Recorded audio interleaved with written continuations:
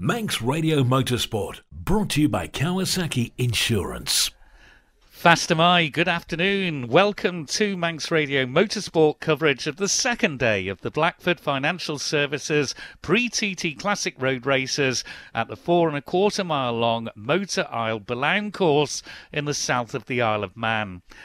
This meeting was first staged in 1988 and rarely since then has there been such a wet opening session.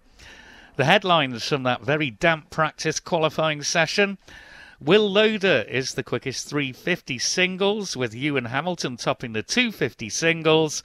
Andy Hornby has laid down the gauntlet in the 1100cc class.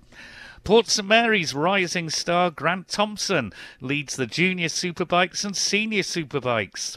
Alan Oversby is top of the charts in both the senior and junior classics. Barry Davidson has provisional pole in the 250cc lightweight and 125cc post classics, and the leading crew in the sidecars goes to Greg Lambert and Andrew Haynes. That is, of course, all subject to change, with much drier conditions here for the start of this second practice and qualifying session during this Saturday afternoon. The weather forecast then: rather cloudy today with a few bright intervals, then persistent and quite heavy rain will develop late in the afternoon and this evening. The moderate or fresh south to southwest winds will increase fresh to strong later, with a maximum temperature of 16 Celsius. During tonight, the rain will clear away as winds swing to the west, with tomorrow then seeing sunny intervals and only isolated showers, but it will stay breezy with fresh to strong and rather gusty westerly winds. And then with an eye to the start of the TT on Bank Holiday Monday, dry and bright at first, but showers developing as the day goes on, and then a more prolonged spell of rain later. The schedule then for this Saturday afternoon, the 24th of May. Roads around the Motor Isle Billown Course are now closed. They will reopen no later than 4:30. We'll have practice at 12:45 until 12:57 for the singles, 7 minutes past 1 to 1:19 for the 1100cc classics. Then it's the junior superbikes from 1:39 to 1:51. Senior classics at 1 minute past 2 until 13 minutes past 2. 2:23 to 2:35 will see the lightweight classic and 125 post-classic bikes out on the course. Then it's the junior classics from 2:45 until 3 minutes to 3. Senior superbikes 7 minutes past 3 to 3:19.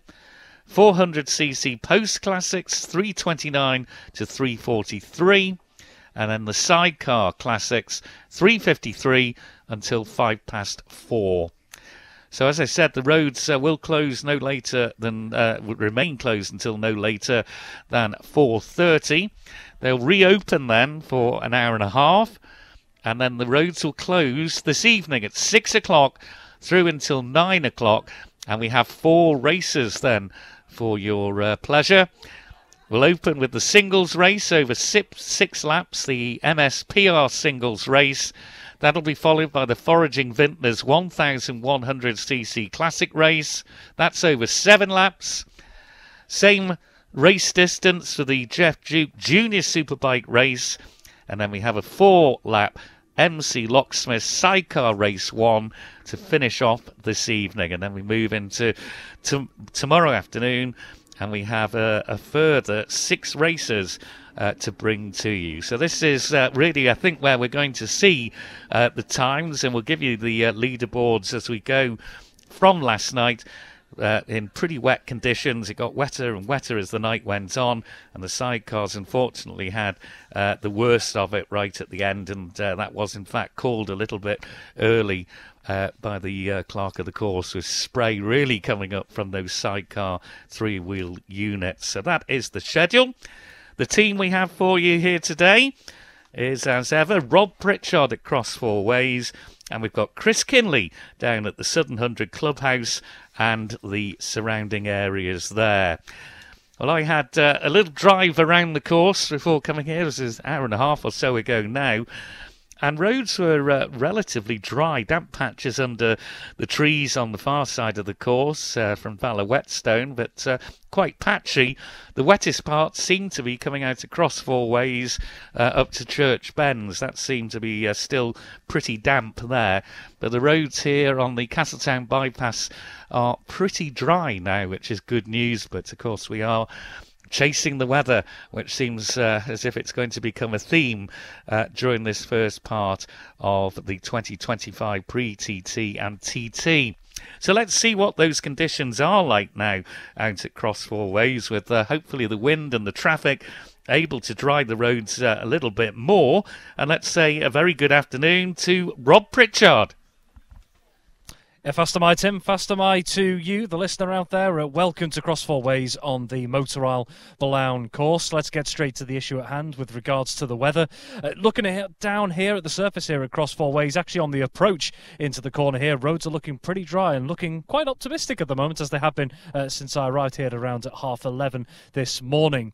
Underneath that tree cover, though, as you've already alluded to there, Tim, it's likely that it might take a little longer to dry out across the morning. It doesn't appear that we've had much persistent rainfall throughout the course of the morning, so fingers crossed that has helped conditions. So looking at that tree canopy over there on the exit across Four Ways going toward Church Bends, that may be just something for everyone to keep an eye on. Interestingly, though, before roads closed, I did have a brief exchange with one of the marshals here, and the first question that he put to me was, have you got your umbrella today? Seemed a bit like an ominous sign for what we maybe could expect later in the day. With the conditions at the moment much improved from what they were last night, it may really well be the case of make haste while you can, if indeed we do have that adverse weather coming in over the course of this afternoon and this evening. Well, Tim's already mentioned there a couple of the front runners across the classes yesterday in those horrible wet conditions. But looking elsewhere, there were some good performances elsewhere across the board, given the limited time that all the respective classes had out, given the conditions, and of course the fading light as well.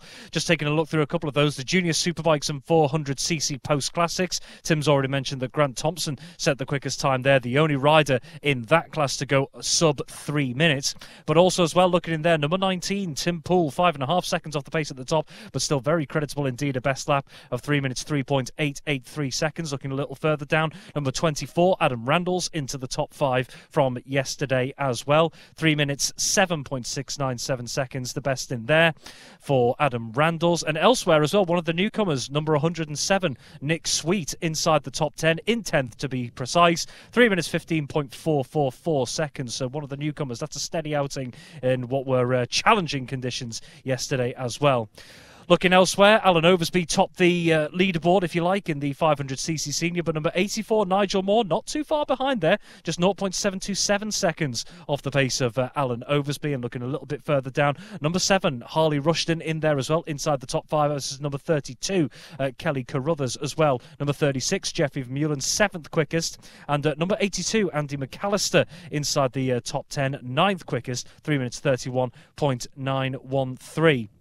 Looking at the junior class as well, number 108, Michael Titchmarsh, just 2.12 seconds off the pace of the front runner, Alan Oversby there. An impressive time from the number 108 machine, 3 minutes 21.512 seconds. And then looking elsewhere as well, there were a couple more newcomers that were impressing, particularly in the sidecar class as well. We saw that Greg Lambert and Andrew Haynes went quickest. Kenny Howes and Rob Coppock, well, we did see that they were having a bit of an issue with that machine, weren't they? They were having to get that started. It took a few attempts last night before they got out on track, but it certainly paid dividends because they came in at second quickest, 4.158 seconds off the pace of Lambert and Haynes. But inside the top 3 from the opening day was the newcomer pairing of Sepp Noel and Kobe de Hook as well. 3 minutes 42.685 seconds. Third in the standings from the sidecar class last night, 7.896 seconds off the pace of Lambert and Haynes. However, with all these timings bearing in mind, no matter who you're looking out for, given the conditions, what we're seeing just as we stand at the moment, compared to last night, you can't really draw too many comparisons just at this stage, I don't think, given that things have changed somewhat since yesterday evening. And just to mention away from the competitors as well, I think full credit must go to the marshals here across Four Ways and all around the course for braving the conditions, and the same for the spectators as well. I did note last night here across Four Ways there were a couple of hardy souls. They did stay here right to the end, even while the rain was still persisting down, and even the street lighting was coming on with how dark it was getting. They stayed here right to the end of the session to see it through. So if you are listening out there, full credit to you. But looking at the schedule today, it'd be interesting to see as well if some of the competitors who chose not to go out yesterday because of the conditions do go out today as well. So we could see a few more machines on course today. A couple of the classes may well be busier than they were last night. We will just have to wait and see. And just a final note on the conditions here. We've mentioned the track. Looking in the distance to my weather vane at South Barrule, that has been enveloped at the moment in low cloud a few miles away. And behind me as well, I've seen a few aircraft taking off from Ronaldsway Airport. And as they've been making their way into the skies, they've quickly disappeared inside that cloud cover. So that tells you there is quite a lot of cloud cover going on. So fingers, toes, eyes crossed, whatever you want to call it, that we get some fair weather for this afternoon session and some important mileage in for the competitors as well. In the meantime, Tim, back to you. Thank you very much indeed, Rob. And the course cars have just left to do their inspection of the Motor Isle Billown Course, and full credit as well to the marshals and the spectators. We had some hardy souls here at the start-finish line, but also to the team led by Clerk of the Course Giles Ollie and the rest, who really did get ahead of schedule yesterday. It was a military operation, to say the least, in really challenging conditions. So let's take a longer look at our first practice session, the qualifying session we're about to have, and this is the singles race. 250 and 350cc machines split into two classes, so two races within one. And quickest last night was, as we've mentioned already, Will Loader. He did 3 minutes 27.768 seconds, a speed of 73.640 miles per hour, but less than a second behind. In second place, number 4, Mike Hose on the Bull Taco, 3 minutes 28.412 seconds, 73.412 miles per hour. Third was number 17, Andrew Guy, at 70.318 miles per hour. Then another 350 in fourth. That was number 22, Rod Graham. 3 minutes 51.845, 65.992 miles per hour. Fifth was number 57, and he's the first of the 250s on that Mark III Ducati, Ewan Hamilton, 65.311 miles per hour. But he was only just ahead by just over half a second ahead of number 10, Andy Hunt, on the Ducati Monza in the 250 category. He was 65.128. Then we had seventh quickest, a 350 of number 72, Shelley Pike. That was at 64.942 miles per hour. Eighth quickest, and the third place, the podium place for Gary Hutton, number 20, on the Honda XL 250, 64 miles per hour, 0.426 to be precise. Then it was in ninth, number 40, Barry Davidson. 10th, number 15, Bob Doughty. 11th, number 94, Terence Sansom. 12th was number 69, Gary Abbott. 13th was number 99, the newcomer, Robert Coley, on the BSA Gold Star. 14th was number 49, Martin Tranter. 15th was number 71, Richard Boole. 16th was number 80, Danny Pullen. 17th was number 70, that was Jeff Bates. 18th was number 66, and that was Robert Noyle. They were the only ones to record times. And also going out were the newcomer 73, Joris Fasternagels. On the Ducati. He didn't complete a lap, and also having a few issues was number 76, Roy Phipps. So those are the times it's liable to be a little bit quicker in these much improved conditions. How long we're going to have these much improved conditions, we will have to just wait and see. But it does sound as if the wet stuff is returning with a vengeance for later this afternoon and into this evening. Well, let's check in with the other vital component part of this commentary team down at the Southern 100 Clubhouse and the surrounds. And a very good afternoon to Chris Kinley. And good afternoon to you, and good afternoon to everybody else listening around the world. Manx Radio Motorsport 21, of course, is Will Loader. He's already headed out onto the circuit. 71 just rolling past us as well. Number 10, number 22, just numbers at the moment. Good news is I've got a new programme today, because the old one was, just felt a bit after last night. And when I actually got my coat on, I got home last night, put everything on the little air dryer thing that we have, and even my coat, first thing this morning, even my bobble hat was still actually wet. It was that wet, it was really, really heavy. So anyway, it's what it is. Barry Davison, a few technical issues with Barry last night, and a couple of machines. He's just gone past on the 40. But as you quite rightly say, that I think the times will be a lot better today. Conditions here pretty good, actually. The way the wind is blowing, if you're thinking of course direction, the way the machines head down towards the south of the Isle of Man, the flags of the various nations are blowing from the Scarlet side. So as you look down the course from your left to your right, I think there is nearly everybody just about to go ready for this qualifying session. As you quite rightly said, not great conditions last night. And it was interesting when you look at the timesheets there, Tim, you got in front of you, that a lot of the riders, a lot of the competitors actually improved on the last lap in the session. There's about 6 or 7, maybe 8, 9, all did their best lap, as obviously the tyres got a bit warmer. Those classic tyres we talked about yesterday, they kind of get the heat really, really quick. It's got one more machine just coming past us here now on the blue plate. That's number 66, I think that was 69, was it? Yeah, Gary Abbott, I think it was. He went past me that quick, just couldn't spot us. So the gates are shut there now, and we're walking up towards where they were held into the little holding area, and they all get set into their little areas, the little grid positions that they have to go in. And that will be for the start of the race, which will be a bit later on. And then they'll get the okay from the people who are at the gate there. There's a big wider gate now than it used to be. It used to be just a single file gate. But especially with the sidecars, with the Sun 100, etc., they can have both gates open if they need now. So the gate is double the size it used to be many, many moons ago. We'll go and try and get a wee bit closer. Not many spectators down here as of yet. I think everybody man used to chap there in shorts and a t-shirt. So what does he know that we don't? Because I've actually got my hat on, my coat on, my fleece on, and I've actually already started with the waterproofs already on, just in case. Because I know it might not come in till after we get the first half of the afternoon sorted out, and before this evening when it's not looking very good. But you know, it's what it is. I mean, so many people were asking me yesterday when we finished here, they were like, oh, did they race in the rain? Did they practice in the rain? No, of course they do. Been down here many, many times where it's been biblical, and I mean biblical rain.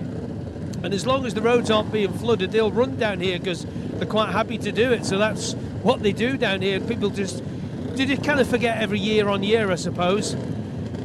So we move forward a little bit. We can see number 70 all looking very smart. New season Jeff Bates there. Jeff on the number 70 Bates machine looking really smart. The Bates Honda CBXL 250 from Thornton Cleveley's over there in the northwest of England.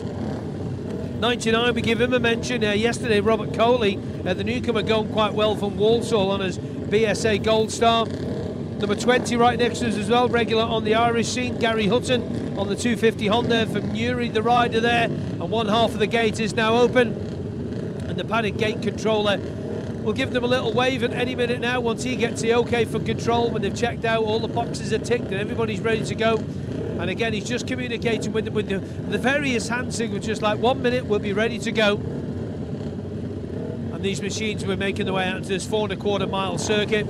They go out of here through a narrow part of the road, just kind of flicks a bit right, then left, and then close to the wall, and then cut into Ballachagan, and then a massive long straight down there. You'll see those iconic pictures looking down from the backside of Ballachagan all the way down to Iron Gate. They go right to Iron Gate, over the bridge. New bit of resurfacing work gone through there. They go through Joey's Gate, the left-hander, then through the approach to Ballabeg Hairpin, which is so bumpy as the machines make their way out there now. Really bumpy into Ballabeg, then turn right, that iconic sign again that you see of pictures taken over many, many years at the Southern 100 and here at the pre-TT of the airport. sign on the inside of Ballabeg. I'm sure a lot of you are there now watching that, will be looking at that, and then they head on towards the tightest part of the circuit as number 17 goes right past us there now. Andrew Guy from Sheffield on his Drixton there, Mackie. That's nice, doesn't it? And then they continue on all through Williams, head down towards the bomb hole, towards Rob Pritchard, up the top of the hill there, out of the bomb hole towards Rob Pritchard, cross 4 ways, then turn back right, head back to Anchurch Bends, through Great Meadow, through the stadium, through Castletown Football Stadium, and back towards here now after they've gone through how many races won and lost at the bridge there at Castletown Corner. That's 4.25 miles, as quick as that. Let's get out to cross 4 ways for lap number 1, second day of qualifying for the singles. Yeah, and this will be a completely different set of circumstances that these riders will be finding themselves in when they get to cross 4 ways, because as we mentioned before, dry right on the run all the way down from the dip in front of us, around 200 to 300 metres further up from where we are, where the bikes first hove into view, if you like, on their way into cross 4 ways. So much drier on the way into the turn itself. Be interesting to see, as I mentioned before as well, what it's going to be like on the exit across 4 ways as they begin their approach towards Church Bends as well, with that canopy of trees over the other side. We did see the course inspection cars on the way through on their routine surveillance, if you like, before, and I'm sure they've relayed any messages they need to about the conditions over that side of the course as well. But we can hear the convoy making its way towards us. Before we do, a quick reminder then, we've already heard quite a few names of what's been going on in this particular class, the singles, and if you missed it from Tim before as well and you're watching this class for the first time, a reminder, this is 2 classes in 1.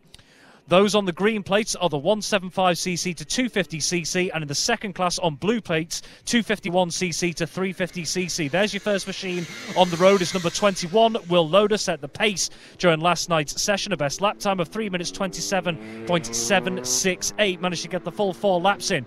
3 more machines into view on this sighting lap. There's number 10, Andy Hunt, on the way through, 6th quickest in the session last time. Number 63 and 73, Angela Cragg and Joris Faster Knuckles on the way through. 4 more, here's some numbers for you, 49, 40, 57, 22. Then there's number 72, that's Shelley Pike. Number 15, Bob Doughty. Bob Doughty inside the top 10 last night. Number 69 is Gary Abbott. Number 99 there is Robert Coley, the newcomer who we heard of before as well. 13th in the class in last night's session. A whole scotch more of machines, 5 to be precise, on the way through, led by number 17, that's Andrew Guy. Numbers 80, 70, 94 and number 20, so Gary Hutton at the back of that group on the Honda XL 250, the man from Newry. So looking at some of the other times as well, we saw Mike Hose, as mentioned, just 0.644 seconds behind Loader last night. To you, Tim. Yeah, first machine interview now over School Hill Rise and on the Castletown bypass. And that is number 21, that's Will Loader, safely through. Fastest time last night at 73.640 miles per hour. More machinery into sight and coming across the railway bridge. Number 110 through now. 110, just a number at the moment. I haven't got the name for that, but we'll just let you listen to these single machines.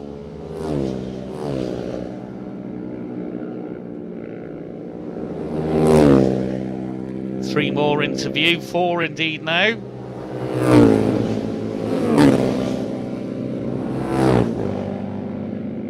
And the last of those was number 91, Andrew Cowie. And we are now starting to get machines onto the board. We missed the first few. There's no times, of course, on this lap because it's not a full completed lap. 3 together. Was number 80, Danny Pullen, 20, Gary Hutton, and number 94, Terence Sansom. 2 more machines come over the crest, and a third.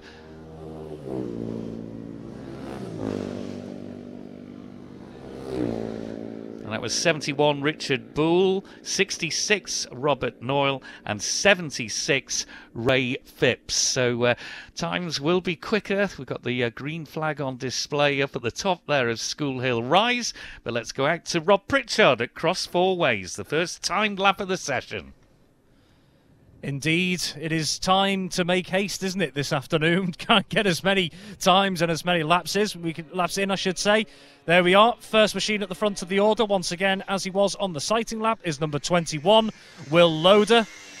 making up plenty of ground to the field in behind on the road as it stands at the moment. So plenty of tarmac for Will Loader to have to himself really on the second part of this first flying lap of the session as well. A reminder then, 3:27.768 was Will Loader's benchmark from last night. We are possibly expecting those times to be climbing a little bit further up this afternoon if the weather stays as it is. Big gap then to the next machine, number 10. So that's the first of the 175 to 250 machines on the way through. That's Andy Hunt. So they are the first two on the road. And then three together here, led by number 40, Barry Davidson. Then number 73, Joris Vaster-Knuckles. Then number 22, Rod Graham.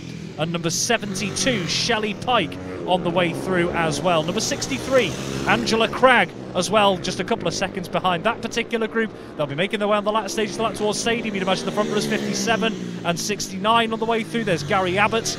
And number 17, Andrew Guy, just dropping back in the order of that particular quartet. To you, Tim.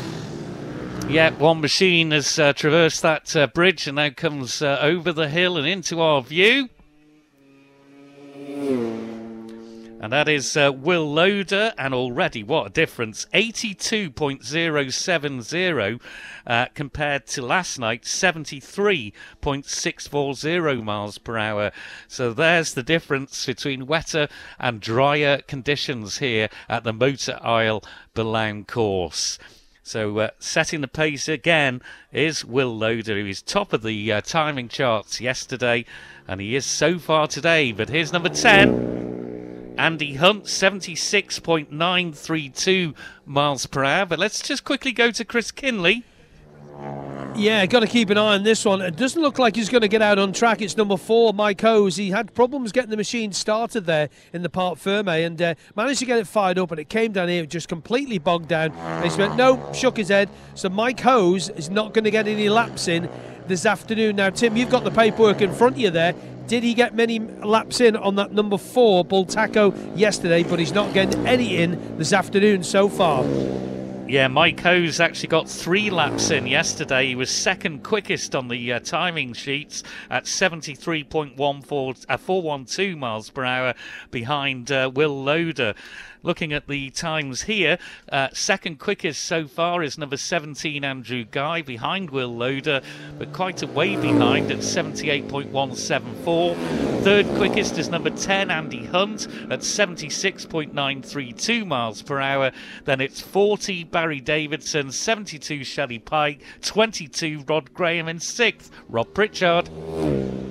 Yeah, that number 21 machine of Will Loader, just looking at that time compared to last night, his best time from last night is just over 21 seconds quicker than he went all of last night. So that is a remarkable change in pace with the conditions. Here is that man again, number 21, Will Loader through cross 4 ways on the second flying lap. And looking at the gaps in behind as well, Andrew Guy in second, 9.292 seconds off the pace of Will Loader. Then the first of those green-plated machines is number 10, Andy Hunt, 12.452 seconds behind. And number 40, Barry Davidson, at 13.917 seconds. So Will Loader really is making a bit of a statement on these first couple of laps as well, and he continues to stretch that, I suppose, lead he has, if you like, on the road at the very least to the rest of the machines in behind. We can only just see another emerging towards us at cross 4 ways. It is the number 10 machine of Andy Hunt as well, so running in third from that opening flying lap so far. Then we're expecting another little bit of a gap until the next machine comes into view that we can now see coming into our eye line. That's number 40, Barry Davidson. 9.17 seconds off the pace of Loader at the top. Then there's number 72, another of the blue plated machines, Shelley Pike, 5th quickest on that opening lap, so a good opening lap from Shelley Pike. And number 22, Rod Graham as well, 6th fastest on that opening flying lap. Number 73, Joris Vaster-Knuckles as well, is 8th quickest on that opening flying lap. And number 17, Andrew Guy, speaks to you, Tim. Yeah, there's Will Loader through the 3-minute board as just gone out. 3 minutes until the checkered flag will be out, and Will Loader's gone quicker again at 82.847 miles per hour. 3 minutes 4.677 seconds. So he is over 10 seconds quicker than the man currently in second place. And as Rob was saying there, it is a remarkable difference between the wet conditions of last night and the times we're now seeing in these much, much drier conditions. And I will put the caveat on for now. Second machine into view.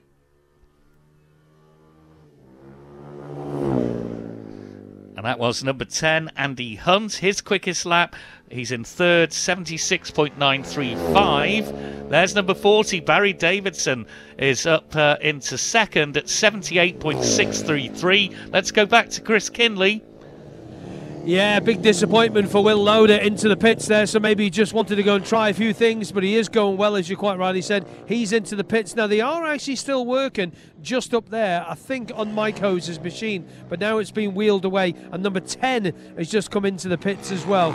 So number 10 is also into the pits. So busy down here. Andy Hunt, previous winner on his Ducati Monza, he's into the pits as well. But yeah, all chop and change.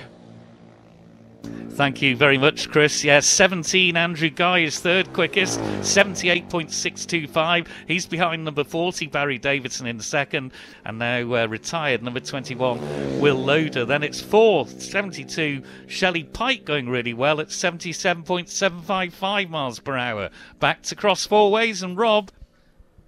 Yeah, there's a bit of shift in behind in terms of the timings as well. Among those moving up, number 63, Angela Cragg, has moved up into 8th quickest at the moment, 24.634 seconds off the pace of Will Loader. If you mention there that Will Loader is coming in, maybe just we'll probably be finding out from his team as well that the times are certainly climbing up from his perspective as well. So maybe no need to push that machine too much further, indeed, with the gap that he's got at the moment. Barry Davidson, as Tim just mentioned, they're moving up to second, but still 9.899 seconds off the pace of Will Loader there, so it may well be job done for Will Loader in this particular session.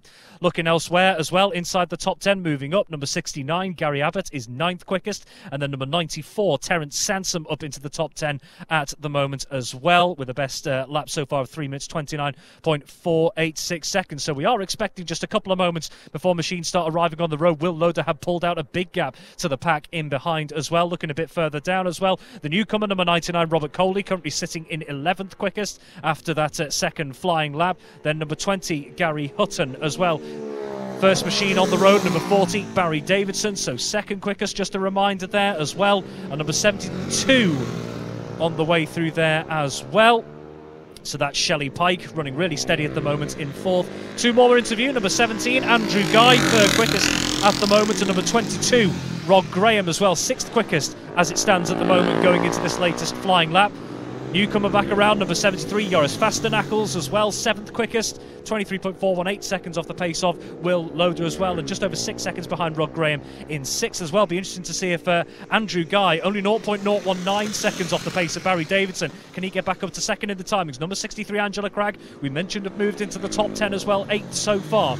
There's number 69, Gary Abbott, 9th at the moment on this latest flying lap, and number 99, another newcomer in Robert Coley as well, who's also going well just outside, and I mean just outside the top 10 at the moment, 0.096 seconds, I should say, off the pace of number 94, Terence Sansom. So two of the newcomers running very well indeed at the moment. There's number 57, Ewan Hamilton. To you, Tim. Yeah, first bike spotted across the bridge. We were really straining our eyes to see anything going across the bridge in the dark and murk last night. Two machines. Checkered flag is out. And that's 40, Barry Davidson, and he's not gone quicker on that lap. Still in second at 78.633 miles per hour. In fact, he's down to third because number 17, Andrew Guy, has gone quicker at 79.141. But Will Loader still tops the charts. 22, Rod Graham has just crossed the line. 6th quickest for him. And there's Horace Vastenackel, the newcomer, number 73, currently showing in 7th position, which is a tremendous effort. 63 across the line, that is Angela Cragg. There's 69 through, that's Gary Abbott. And 99, newcomer Robert Cayley, who's now moved up into 8th place. So good effort there. Quickest lap for him of 73.467 miles per hour. So we've got the noise of the EasyJet plane taking off from Ronaldsway Airport. 57, Ewan Hamilton across the line in 14th. And Terence Sansom has just moved into the top 10 there, number 94 at 73.327 miles per hour. So it is Will Loader who set the pace on his third lap. He went quicker and quicker with each lap that he put in. 82.847, 3 minutes 4.677 seconds, and he's 8.649 seconds ahead of, in second place, number 17 Andrew Guy, 79.141 miles per hour, and he in turn is just a couple of seconds, is 9.899 behind the leader. In third, number 40 Barry Davidson at 78.633. That's number 80 Danny Pullen safely across the line. In fourth is number 72 Shelley Pike, 77.755 miles per hour, as number 66 Robert Noyle takes the checkered flag at the end of his qualifying session. In fifth place, number 10 Andy Hunt, quickest on his third lap and then retired, 76.935 miles per hour. In sixth, number 22 Rod Graham, 75.730 miles per hour. Seventh is number 73, and that's Fastenanacker, 73.923 miles per hour. Eighth, number 99 Robert Coley, the newcomer, at 73.467 miles per hour. Ninth, number 94 Terence Sansom, and he did 73.327 miles per hour. And in 10th, number 63, Angela Cragg at 73.097. So really bunched up from 7th indeed to 11th place, because 11th, 69, is Gary Abbott at 73.036 miles per hour. 12th is 20, that's Hutton. And we'll try and get further down the leaderboard and give you all of those there. The screen has just gone blank, so we'll turn to the phone. 13th is number 70, Jeff Bates. 14th is number 57, Ewan Hamilton. In 15th place is number 66. 16th is number 80, and that is Danny Pullen. Just on the right page. And see if we can give a name check. We can't. So 66. 17th is number 49. That is Martin Tranter. In 18th is number 76. That's Roy Phipps. 19th is number 15, Bob Doughty. And in 20th, number 71, Richard Bull. That gives you the completed screen. Let's go down to Chris Kinley. Yeah, we've got the big bikes out now, the 1100 Classics. Mike Ho's just having a problems in the last session there. He's right at the front of this one. Second quickest last night in qualifying with a 3:14, just behind the number 0. I still can't get used to saying that. Number 0, Andy Hornby with a 3:13.02. Third quickest was 32, Kelly Carruthers. I'm sure this is going to change. Fourth quickest was number 12, Richie Ford. Fifth quickest, 2, Alan Oversby, just goes past us now, as does number 7, Harley Rushton. He's 6th quickest. Then it's 59, Andy Kildare. 39, Tom O'Burnett. 11, Stevie Elliott. Top 10 rounded up by 16, Owen Monaghan. Gap between Hornby and Hose was 1.7 seconds, and Andy Hornby just runs past us there as well on the 0 machine and gets himself in the middle of the pack there. So again, this will be a big field. We had last night in this one 22 riders managed to do their laps. Most did 3. Dave Brough for 106 and Will Loader both didn't get laps out. So I'll have a little look out, see if I can see if Will is in. He obviously pulled in that previous session, so maybe mindful that he'd already done the 3 laps on the little bike. He'd done a couple of laps there just on the previous session there. But yeah, Heffernan Owen in 20th place, mentioned there. Who did the most laps? Most just did 3. Andy Kildare did 4. Alan Oversby did 4, as did Kelly Carruthers and Andy Hornby. All did 4 laps in somewhat iffy conditions. Number 40 there, that's Barry Davis. Now he's out of class on this one. So what happens is he's got the orange plates.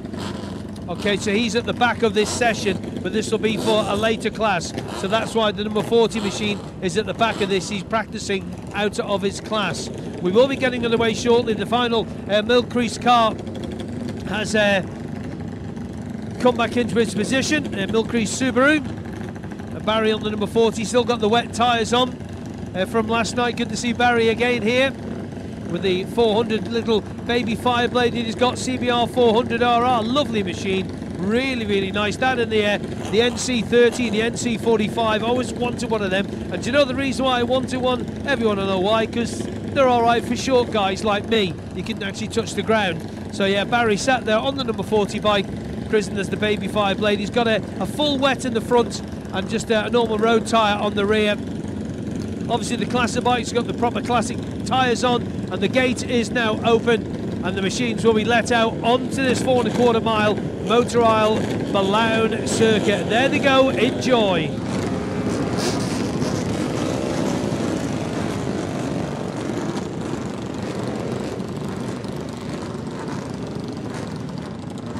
Just a little reminder, if you want to follow the timing alongside the commentary, if you go to the My Laps page, we just have a bit of a stoppage just up here, unfortunately, for some reason. I'll just go and have a little wander down and see what's just happened. But there's something that's happened here just to, unfortunately, stop these guys doing their stuff. I think we have something on the road. I think that's why they decided to stop them down here. Just go and have a little check, make sure it's all okay. We have a rider that's just stopped up on the right-hand side there. So that's what has stopped this session. I think it's just one rider. So he's just to the side there, not sure what has happened. See if we can get the information from the officials. But yeah, this session just being halted temporarily while they just have the yellow flags here out there, and the riders just pulled to the right-hand side of the road, just by the hedges, just before where the marshal goes. So they're just going to keep a little eye on temperatures here as well, because obviously these things, a lot of them air cooled, and they don't want to be sat for too long because they'll just be overheating. I'm just going to have a little look to see. I think we are just about clear. We get a thumbs up there from the guys. So they have moved that machine that pulled off. That's why they stopped it there. The machine, they're just pulling it onto the pavement. So it has resumed now, the session, which is good news. So machines are on the circuit, and I think the leading ones in the session should be already across four ways. Not quite here just at the moment, Chris, but we can hear them in the distance. There we go. Here's your first machine on the road. We are, of course, expecting a bit of a gap on this first sighting lap. It's number 100, Heffernan Owen, on the Owen Racing Seeley, the G50, and then two more. Number 32, Kelly Carruthers, and number 21, Will Loader as well. So there's your first trio through cross four ways on this sighting lap. The next is number 7, Harley Rushton, 6th quickest last night with the best time of 3 minutes 25.323. One more machine heading towards us, and that is number 98. That's Brian Appleton on the Norton, the man from St John's here. Brian Appleton last night, 17th quickest, 32.940 seconds off the pace of the pace setter, if you like, number 0, Andy Hornby. So we are expecting a little bit of a gap in the road as well, waiting for the next machines, as we heard just that little brief stoppage out by the technical areas before the machines made it out on the course. Let's take a look through some of the other times then while we wait for the next set of machines to arrive. We've already heard the top 10 from Chris Kinley as well. 11th quickest last night was number 36, Jeffrey Vermeulen, 3 minutes 37.655. Then just under 2 seconds further back was number 27, Tom Snow, with a time of 3 minutes 39.393. Elsewhere, number 13th, I should say, is number 82, Andy McAllister, 3 minutes 39.898. But I understand machines are arriving now over towards where Tim Glover is.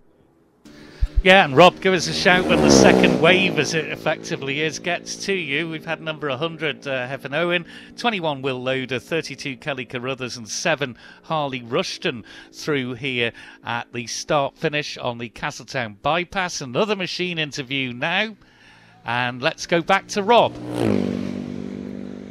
Thanks, Tim. Yep, next wave is through, 51 and 59. We also had two other machines further through as well. Number 101, Gary Porter in their 14th quickest from the previous session as well. There's number 11, Stephen Elliott, 9th quickest. Only got 2 laps in last night on that machine. Followed closely in tow by number 12, Richard Ford. Then there's number 0, Andy Hornby, quickest last night. Interesting to see what Hornby can do here. Number 82 on the way through is Andy McAllister, who we mentioned a few moments ago. And following just a couple of seconds back here on this first sighting lap is number 75, Neil Lloyd, on the Honda 500, the Lloyd's racing machine. There's that orange-plated machine of number 40, Barry Davidson. Different class, we're given dispensation to go out into this session. There's number 3, Mark Johnson. We did see that last night with the orange-plated machines, didn't we? Last night, Dan Sale ended up going out with the different classes to get a bit of a run out on that machine. Back to you, Tim. Thank you. Yes, first to the second wave interview. Number 2. That is Alan Oversby. We had 98 Brian Appleton through before we handed back to Rob. 36 through there now is Jeffrey Vermeulen. And we'll see these ones through and then catch up with Rob on the first wave because they are split completely here now. 36 Jeffrey Vermeulen is through. 59 Andy Kildare. 51 Nikolai Klinker. And 101 Gary Proctor. That was number 12, Richard Ford, 0, Andy Hornby, and 11, Stephen Elliott. One more bike through, just giving a little indication with the foot as he went past the boot. 82, Andy McAllister. We do indeed just have a yellow flag on display here at the moment. Number 40, just indicating that he's coming in there. That was Barry Davidson. And 75 is Neil Lloyd. Let's go back to Rob at Cross Four Ways. You should, I think, have had the first wave through. Not quite yet. We've had a couple of machines. Actually, no, we have indeed had a couple of machines through. But I beg your pardon as well. We've got a couple more making their way towards us. Who's this? That's number 98. That's Brian Appleton. So this is the first trio of machines that we've had through Cross Four Ways. Let's take a look at a couple of those times on that opening sighting lap, if you like, as well. We will be seeing more of those coming through as they pass Tim Glover over at the start-finish line as well. So Heffernan quicker, just on a sighting lap, but this is only a sighting lap, it should be pointed out. 3 minutes 12.815, so not even a flying lap, and already quicker than Andy Hornby's quickest time in that really wet session last night as well. Will Loader and Heffernan have arrived at the start-finish on this first flying lap, and it's Harley Rushton arriving as well, who's gone quickest on the opening time of 2 minutes 55.509. There's number 2, Alan Oversby, making his way past us at Cross Four Ways. So Harley Rushton has gone quickest on the first flying lap. 5.640 seconds ahead of number 21, Will Loader. Number 36 on the way through here at Cross Four Ways is Jeffrey Vermeulen. Kelly Carruthers, third quickest on this first flying lap.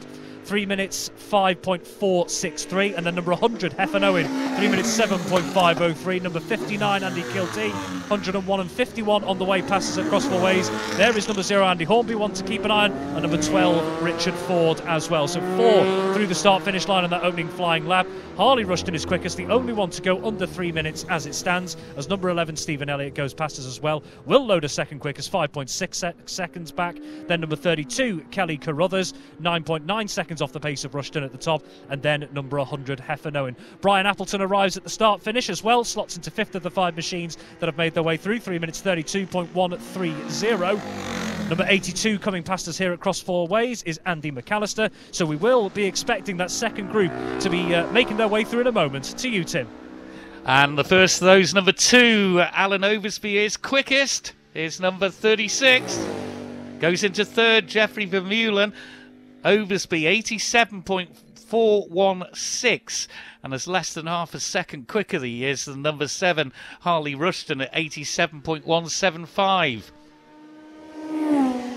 That's 59 into 5th. And a new quickest lap there, that is 0 Andy Hornby at 88.316 miles per hour. So he's ahead of number 2, Alan Oversby at 87.416 miles per hour. Third quickest, number 7, Harley Rushton at 87.175. Fourth is number 36, Jeffrey Vermeulen. Fifth, number 12, Richard Ford.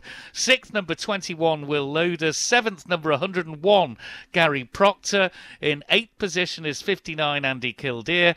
And in 9th position is 32 Kelly Carruthers. That's 82 Andy McAllister through. He's in 13th. 10th place is number 51 Nikolai Kalinka. 11th, number 100 Heffernan. 12th is number 11 Stephen Elliott. Then it's 82 Andy McAllister. 14th is 98 Brian Appleton. Then it's Davidson, Lloyd Johnson and Tomo Burnett. Let's go back to Rob. Yeah, first few machines on the road have already gone past us as well. Kelly Carruthers was part of that particular group, so they'll be making their way down towards the meadow and towards Stadium, and then back towards the start-finish line on this second flying lap. Harley Rushton has gone through as well, just gone quicker, 2:52.444. Just a reference as well, Andy Hornby's time was just 0.2 of a second, under 20 seconds. 2 Alan Oversby through here, and number 98, Brian Appleton as well through cross four ways down in front of us. Andy Hornby's time just a smidge under 20 seconds quicker than his pace-setting time last night in the rain. There's number 36, so that's Jeffrey Vermeulen running very steady at the moment. Fourth after that first flying lap, I should say, as well. A couple more emerging. There is number 0, Andy Hornby. Can he improve his time? Harley Rushton setting the standard on this lap, 101.59. Gary Porter and Andy Kildee on the way through as well. Number 12, Richard Ford through cross four ways, and number 51, Nikolai Klinker on the Rob North Triumph as well. So Harley Rushton with the quickest time so far, 2:52.444. He's now one of 6 riders at the moment to be sub 3 minutes, as number 11, Stephen Elliott, comes past as well. And then a little gap in the road in behind. Stephen Elliott slotting into 13th on that first flying lap as well. Back to you, Tim. Yes, thank you, Rob, and great keeping us up to date with the leaderboard as we've got this sort of split field. But here's 2, Alan Oversby. Well, he's not gone any quicker, and I could see that the 2-minute board has been out for some time. It'll change to 1 minute very shortly.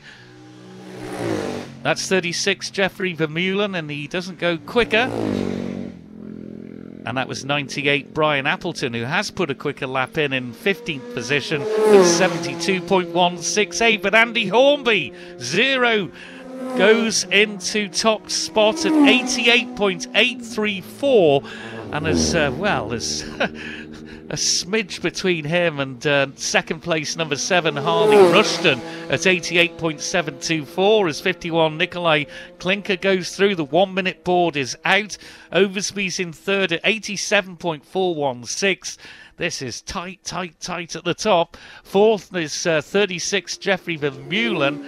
And fifth, 101, Gary Proctor. And looking at, there's less than 5 seconds between the top 5 so far on the timing chart. Sixth, number 12, Richard Ford. Seventh, number 21, Will Loader. Eighth is 59, Andy Kildare. Ninth is number 32, Kelly Carruthers. 10th, number 100, Hefin Owen. 11th, number 51, Nikolai Klinker. The checkered flag is now out to end this session, so let's see them for the final time at cross four ways with Rob. Thanks, Tim. Yep, just looking a little further down as we await the next machines. We have had that leading group past us across 4 ways in the last 20 or 30 seconds or so, so they'll be making their way toward the start-finish very shortly. We'll see if anyone can improve their times up toward the top. Can they get close to Andy Hornby's time? One of them will maybe be hoping to is number 2, Alan Oversby, as we heard from Tim before. Didn't improve on the last lap as well, but he has got so much tarmac to himself at the moment. No traffic to worry about whatsoever. That group right at the start of this session is way out in front. But looking at the timings elsewhere, mentioned Nikolai Klinker, Stephen Elliott, number 11, 13th, Andy McAllister, who didn't quite get to a second lap before the checker flag. This man will do, though. Number 0, Andy Hornby. So just a reminder of that pace-setting lap at the moment. 2:52.232 is the target for people to try and beat here. Andy Hornby on this final lap in this session. Number 101, Gary Porter, going really well at the moment in 5th as well. What's going on 12, Richard Ford. And number 59 as well, Andy Kildee. And number 98 is Brian Appleton as well. So 101 we mentioned there, Gary Porter on the way through, going well in 5th. As we see, number 51 on the way through is Nikolai Klinker, slotting into 12th after that previous flying lap. So it'll be interesting to see if any of them do manage to improve in these final stages of this lap. Number 11, Stephen Elliott, making his way towards us here. A reminder, Elliott in 13th. To you, Tim. Alan Oversby's just moved up into second at 88.764 miles an hour, and well, it's so tight at the top there between Hornby, Oversby and indeed Rushton as the train just goes through and all the officials come out to wave. There is Hornby, goes quickest at 90.196 miles per hour. That has set the cat amongst the pigeons as he moves, considerable 3 seconds ahead of number 2, Alan Oversby. There's number 101, Gary Porter. He's dropped down to 6th because up into 5th now is number 12, Richard Ford, who's just crossed the line at 86.286 miles per hour. 2 more machines into view, one considerably quicker than the other, 51 over 98. 51 is Nikolai Klinker. Nikolai Klinker moved up into 12th position.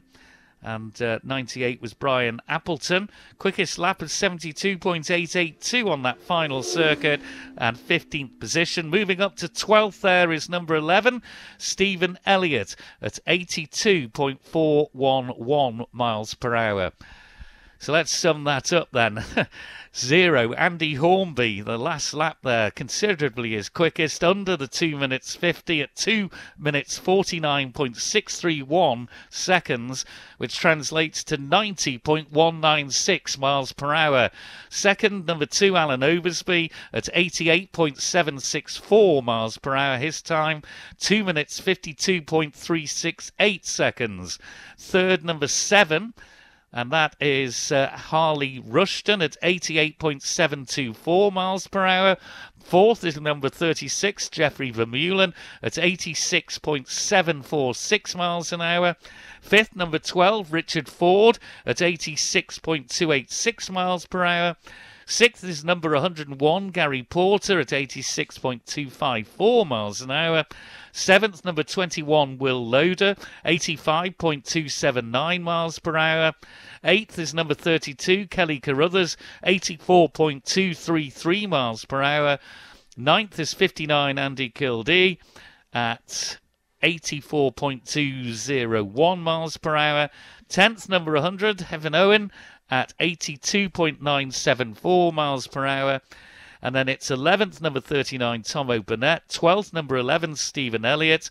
13th, number 51, Nikolai Klinker. 14th, number 82, Andy McAllister. 15th, number 98, Brian Appleton. 16th, 75, Neil Lloyd. 17th, number 40, Barry Davidson. And also number 3, Mark Johnson out in that session. Well, next now will be the junior superbikes and 400cc machines. And last night, top of the charts was 44, the Port St Mary rider on the CBR Honda, Grant Thompson, 85.776 miles per hour. Second last night was number 19, Tim Poole, again on a Honda, 83.205 miles per hour. Third, number 18, Andy Saylor. Again, a Honda lockout of the top 3 positions, 81.730. Fourth was number 24, Adam Randalls, again on a Honda, 81.514. And then we had the first Kawasaki in 5th, number 2, Alan Oversby, at 81.459 miles per hour. 6th was number 33, Chris Moore on a Yamaha, 80.769 miles per hour, and 7th was Leon Donaghy at 80.350 miles per hour as the course inspection cars return. Grant Thompson, as Rob mentioned earlier in the piece this afternoon, the only machine there in this and to go under the 3-minute barrier. 85.776 miles per hour translates to 2 minutes 58.372 seconds. So 8th was 23, Adrian Kershaw last night. 9th was number 102, Wayne Avis. 10th, number 107, Nick Sweet. And 11th was number 12, Richard Ford. But the bike should be approaching Chris Kinley. Yeah, hopefully all got the dry tyres on them this afternoon so far. Number 88 is the first one that drops in. Leon Donaghy from Preston on a 600 Steely Honda. Number 104 seems to be the weapon of choice, doesn't it? Luke Blevins from Ramsey. Local Man races up there at Derby is Luke. He's on a 600cc CBR Honda, 1991 vintage on that. Different note coming down here now. Number 33, Chris Moore on the Outhwaite Plant Tyre 250 machine. Looks lovely, sounds great, the TZ. 44, Grant Thompson getting to the front. Adam Randall's 24 in there as well. And we got number 29 on the Island Fuels machine, Sam Norton, 48 as well, another one who rides up at Derby. So a lot of the local guys involved in this. 86, 95, 101, 28, 31 is Crofty. Hello, Crofty. Good to see you. And 78 also coming past us there now. Dean Ratcliffe from Dursley. So the 600 machines for the junior superbikes. 25 just testing the front brake there. That's Aaron Hans from Rudland. It's Aaron on the CBR 600. About a, I don't know, probably about a 2001 vintage on that, as machines are now away. Aaron Hans, in fact, no, it's an early one. He's got the modern Affarin on, if you want to call that. So it's a new Affarin. So yeah, but it is a 1991 vintage on that. Number 50 machine. He's going out of class there on the 250. And then we got number 19 right alongside us here now, and another CBR. That's Tim Poole, of course, from Northwich. Tim, a great little rider in his time as well, was Tim. Fast, as I'm sure a few riders here will attest to. So these fast junior superbikes, I think it's just the junior superbikes that are going out in this one. I don't think the 400s are going in this one. No, it's just the junior superbikes in this one. And we've got one more just coming to the line now, and that is number 58. That's Lawrence Cummins. Lawrence has been campaigning that machine. A look out for him in the post-classic superbike a bit later on, because he's got himself a lovely 750 RC30 with the old Drambuie drink colours on it. Looks really, really smart. Get a close look at that, get some pictures on it, and put it all over their social media pages. They will be pretty happy. Let's get out to Cross Four Ways. Lap 1 of the Jeff Duke Junior Superbike qualifying for a Saturday afternoon. Indeed, and as we just wait for those machines to arrive, just one final note on the session we just saw before, and again coming back to the subject of how different the conditions are today compared to yesterday. The Andy Hornby time from yesterday that was the quickest in the rain. The top 13 riders in that last session went quicker than Andy Hornby's fastest time from yesterday, so they really are picking up the pace today as well. And as Tim mentioned before as well, Grant Thompson in this class was setting the pace last night in the rain of a 2:58.372, the only one to go sub 3 minutes. A couple of them were close. Tim Poole, Andy Saylor and Adam Reynolds second, third and fourth. There is Grant Thompson, and number 88 is Leon Donaghy, 33, 18 and 104 on the way through. Luke Blevins at the back of that group, as Chris rightly mentioned. Luke Blevins, he's been turning heads at Derby in the ARA Championship in the last season or so. 24 and 29 on the way through, as are 48 and 95, so that's Michael Bampton and Martin Clare. And then the number 30 machine, James Leatham. Number 31 is Colin Croft on one of the Yamahas. 78 and 101. Gary Porter of the back of that little duo on the way through there. And number 25, Aaron Hans. Number 28 is through as well. That's Oliver Wilson, one of the newcomers, out again. Got some important laps in last night. Number 89 on one of the different plates. 86, 50 and 22 on the way through. Rod Graham at the back of that group on the Kawasaki as well. And number 19 as well is Tim Poole. Tim went really well last night in this class in the rain. Second quickest, 5.511 seconds on the pace of Grant Thompson, but 3 minutes 3.883 in the rain, not to be sniffed at. To you, Tim. Yeah, Thompson's through his 4 together. Was 33 Chris Moore, 88 Leon Donaghy, 18 Andy Saylor and 104 Luke Blevins.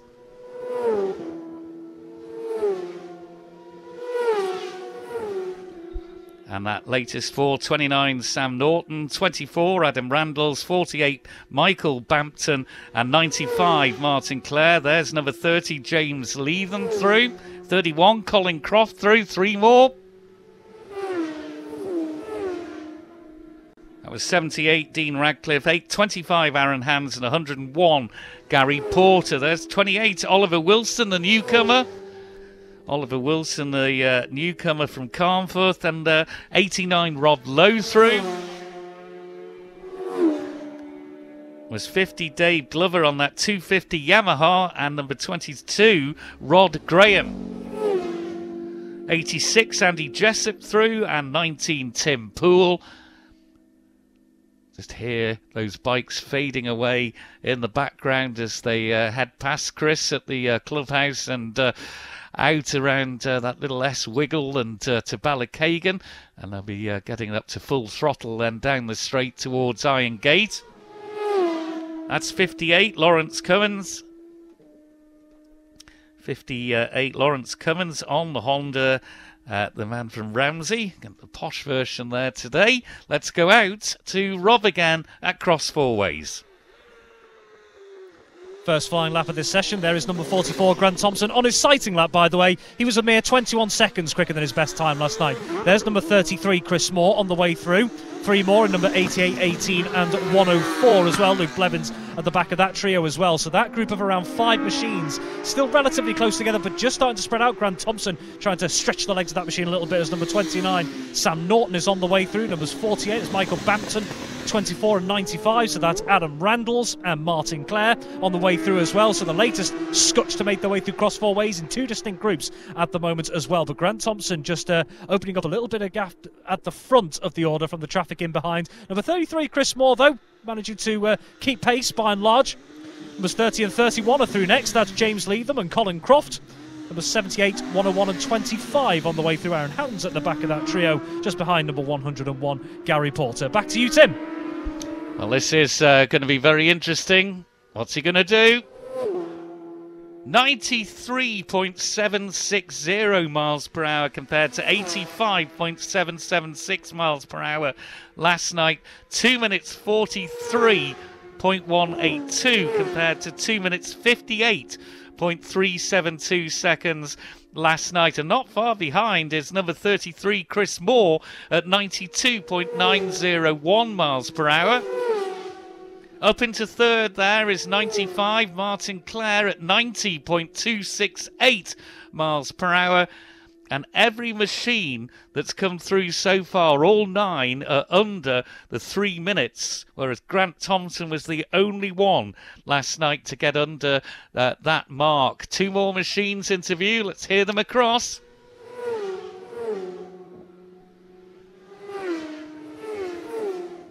So Gary Porter, Dean Radcliffe, Aaron Hands and Colin Croft. Gary Porter through. So Martin Clare, number 95, in third. Fourth is number 88, Leon Donaghy, at 89.857 miles per hour. Then it's number 48 in fifth, Michael Bampton, at 89.588 miles per hour. And sixth, number 104, Luke Blevins, 89.523. And looking at the timings, yep, 10, the top 10, all under 3 minutes. Rob Pritchard. And just a bit of a reminder, from 4th down to 9th at the moment, there is just over 2 seconds separating all those times. As number 44, Grant Thompson, he's a man on a mission through Cross Four Ways yet again, 2:43.182, that first flying lap. Brilliant stuff. Number 33, Chris Moore as well, so second quickest, only 1.510 seconds, as Tim mentioned, behind the pace of Grant Thompson as well. 3 more machines into view. There is number 88, Leon Donaghy, and number 104, Luke Blevins. Number 18, Andy Saylor, on the way through as well. Great first flying lap there by number 95, Martin Clare, in third, and number 88, Leon Donaghy, who we've just seen through Cross Four Ways, in fourth. Numbers 29, 95 and 48 on the way through as well. Michael Bampton at the back of that trio. Bampton up into fifth. Number 24 on the way through is Adam Randalls, currently completing, I should say, the top 10 at the moment. All of the top 10 from that opening lap are sub 3 minutes now. Adam Randalls 2:55, and then after that, number 101, Gary Porter, in 11th, 3 minutes, 0.0704. To you, Tim. Yep, and into view now is 44. 95.696 miles per hour, 2 minutes 39.882. There's 33, Chris Moore, he's gone quicker, 93.709 miles per hour. Can't see the bridge now as the train is heading to Port Eyre in 2 more machines. And up into third is 104, Luke Blevins, at 90.830 miles per hour. Fourth then is 95, Martin Clare. Still wait for him to come through. There he is, and he's up into third now at 90.845 miles per hour. Blevins relegated down into fourth. Then in fifth, it's 48, Michael Bampton. Sixth, number 88. And number 88 is Leon Donaghy. 7th is number 29, Sam Norton. 8th is number 18, Andy Saylor. 9th is number 19, Tim Poole. 10th, number 24, Adam Randalls. And they are all below the 3 minute mark that was only broken by Thompson last night.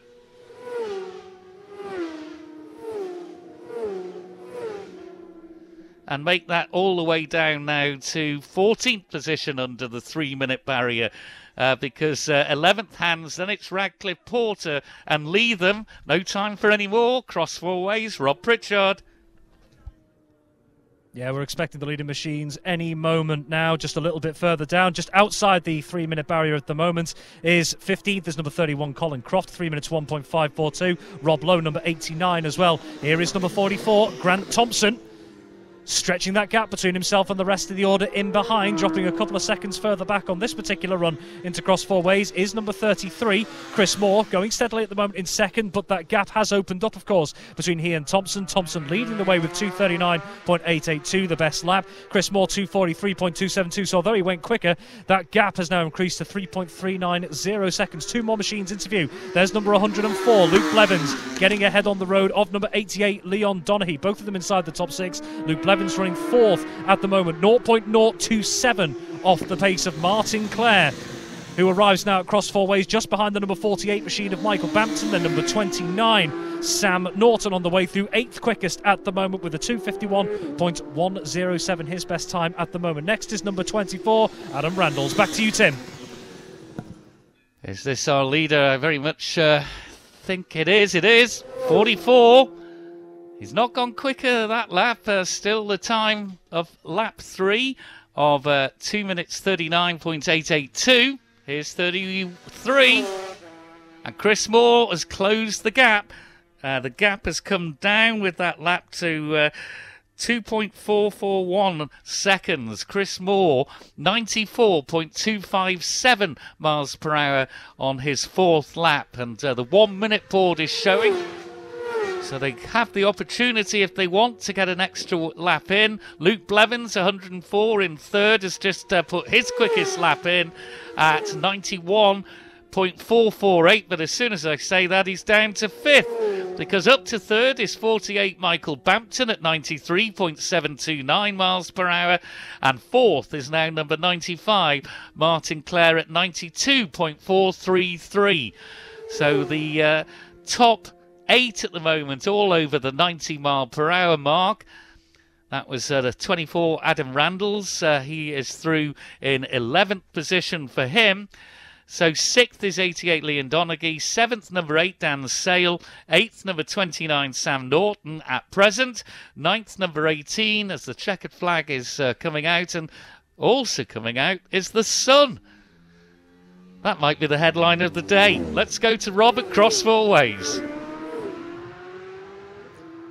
Yeah, let's savour it while we can. So those who do get out for a final lap before the checkered flag have been shown, be interesting to see. That seems to be that final spot on the front row at the moment that seems to be the one to look out for. There is number 44, Grant Thompson. He's now catching number 58, Lawrence Cummins, on the road as well on this latest lap. Didn't go quicker, as we heard Tim say on that last lap. There is number 86. That's Andy Jessup, and number 33, Chris Moore. So the 2 quickest machines in this session have managed to get that second lap in. They've gone out for another, but they are starting to hit traffic at the back of the order as well. So don't be surprised if they maybe don't hit the times that they did in those previous laps as well. So Grant Thompson leading the way, 2:39.882, 2.441 seconds back, Chris Moore. 0.9 seconds back is Michael Bampton. Can he improve maybe? Numbers 104 and 88 on the way through. So Luke Blevins now ahead on the road of number 88, Leon Donaghy. There's number 48, Michael Bampton. Just keep an eye out for that one. He seems to have dropped back from the pairing that had come through Cross 4 Ways just before. So he may be just getting on the gas a little bit as number 29, Sam Norton, makes his way through as well. Back to you, Tim. Thank you very much indeed. Let's see what this last lap time's going to be. Nope, it's still that lap 3. So the back markers, lower order riders have just slowed things down a little bit, waiting for 33. Here he is. And again, it's lap 4, so they've both not been able to go quicker. Grant Thompson, number 44, and 33, Chris Moore, another machine into view. And that is number 86, Andy Jessup, his 4th lap completed, quickest on lap 3 in 23rd position, 75.905. 2 more machines. 104, Luke Blevins stays in 5th position.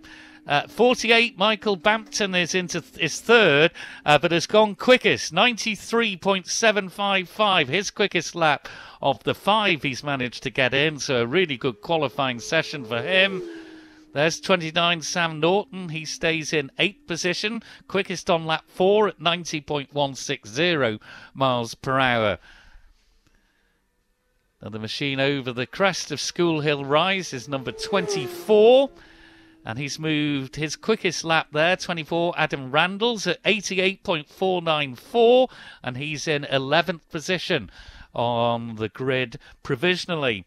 So Grant Thompson, the quickest lap of the meet so far at 95.696. And that gives him a 2.441 advantage over in second place, number 33, Chris Moore, 94.257 miles per hour on lap 4. Quickest on the last lap was in third place, 48, Michael Bampton. His quickest at 93.755. Fourth is number 95, Martin Clare at 92.433. Fifth, number 104, Luke Blevins at 91.448. And sixth, number 8, Dan Sale, who only did the 3 laps, 91.404 miles per hour. But we mentioned that Grant Thompson was the only rider to break the 3-minute barrier last night. You can go all the way down to 17th. For the 17 bikes under the 3 minutes. That's the difference in the conditions. 7th, number 88, Leon Donaghy. 8th, number 29, Sam Norton. 9th, number 18, Andy Saylor. 10th, number 19, Tim Poole. 11th, number 24, Adam Randalls. 12th, number 107, the newcomer. That is Nick Sweet from Tamworth. 13th, number 25, Aaron Hands. 14th, number 78, Dean Radcliffe. 15th, number 31, Colin Croft. 16th, 101, Porter. Then it's James Leathen, Rob Lowe, Oliver Wilson, Lawrence Cummins, Dave Glover, Rod Graham and Andy Jessup. Let's go down to Chris Kinley. It's going to get very loud here in about 20 seconds, I would say, as the first of the 500cc senior classics, as they call them, with the yellow plates roll into position. Alan Oversby was quickest last night on the number 2 machine with a 3:13.45. Just behind him was an 84. Nigel Moore with a 3:14.18. And third quickest, number 8, Dan Sale. Now, a bit earlier on, we had that incident just up from here at the release area of the Parc Ferme, whatever you want to call it, and it was Mike Hose who had a bit of a, I'm not sure if he dropped the machine or whatever happened, but he had to go and get checked out by the medical staff. He is fine, he's back there, he's just about to go back out in this session on the number 4 machine. So not a good start to the day with the little single machine stopping earlier on, and then that obviously happening with the 1100cc practice, but he's perfectly fine, hopefully not much damage to the machine, but he is heading out on this one. 21 just going out again, Will Loden, and of course remember his father John with affection, a great competitor, hard as nails around here was John. I know Will, when he got his first win around here, was a bit emotional on that one as well. 75 rolling past us there, Neil Lloyd on the CB504 Honda, sounding well. BSA of 69 go past us too. That's Gary Abbott from Bridge North on the 500 BSA Gold Star. 84 dropping into their position now. That's Nigel Moore. Keep an eye on this man. Nigel, very quiet and unassuming is Nigel from Dungannon. Good road racer on the Irish scene as well, many a year on the old 125 in the Moto 3s. And you can just hear in the background, machines are on the way. 36, the last machine, Jeffrey Vermeulen from Grunsbrook on the 500 Ducati. Jeffrey rolls past us there now. Nice and quiet that little Ducati is. And I think, oh no, we got one more now. Got a previous winner of this on the Rutter Honda, the 500 Rutter Honda. Stevie Elliott on the number 11 machine. Steve from Kingsley, and Steve is the last machine to go. So who's your money on this one? Who knows? Another pace will be up. Oh, one more machine we've got coming there now. It's 17. It's the rider from Sheffield. That's Andrew Guy on another Gold Star. Helen and Gary Abbott machine, the 498 BSA Gold Star. And like a seasoned pro he is around here on the Motor Isle Billown circuit. A little look over his right-hand shoulders to make sure there's nothing coming, sticks to the left-hand side of the road and heads towards Ballocagan. But we have one more machine coming through. That's Owen Monaghan on the 500 Kirby Honda. On the DB Telecom machine, he's from Ilkeston, is Owen. And Owen blasted out onto the 4.25 mile Billown circuit. Right, machines in this one. The pace is going to be up. The lap record, what was it? 2 minutes 39.2, 96.067. Dominic Herbertson has that from 2022. Will they get anywhere near that pace? It's only qualifying, but let's give a mark of what we're going to get. Let's get all the details across 4 ways. Lap 1.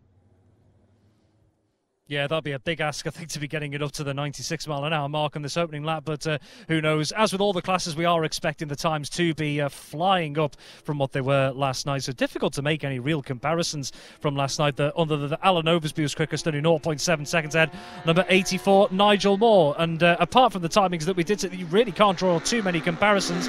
There's your first machine on the road. That's number 32, Kelly Carruthers, 5th quickest in last night's wet session, a 3 minutes 19.094, Kelly's best time there.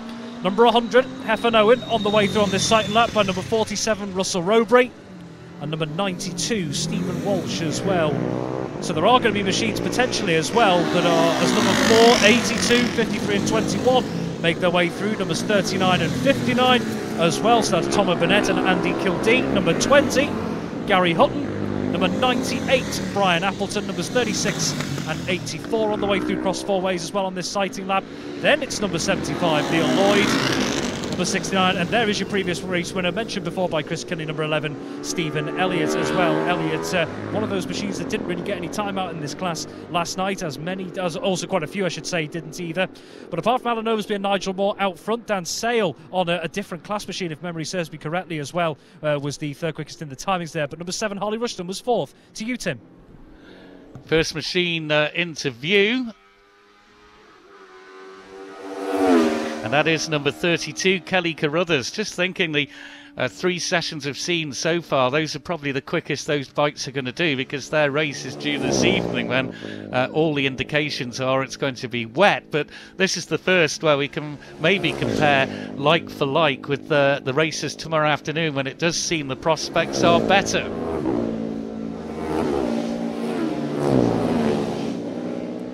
What a cacophony of noise.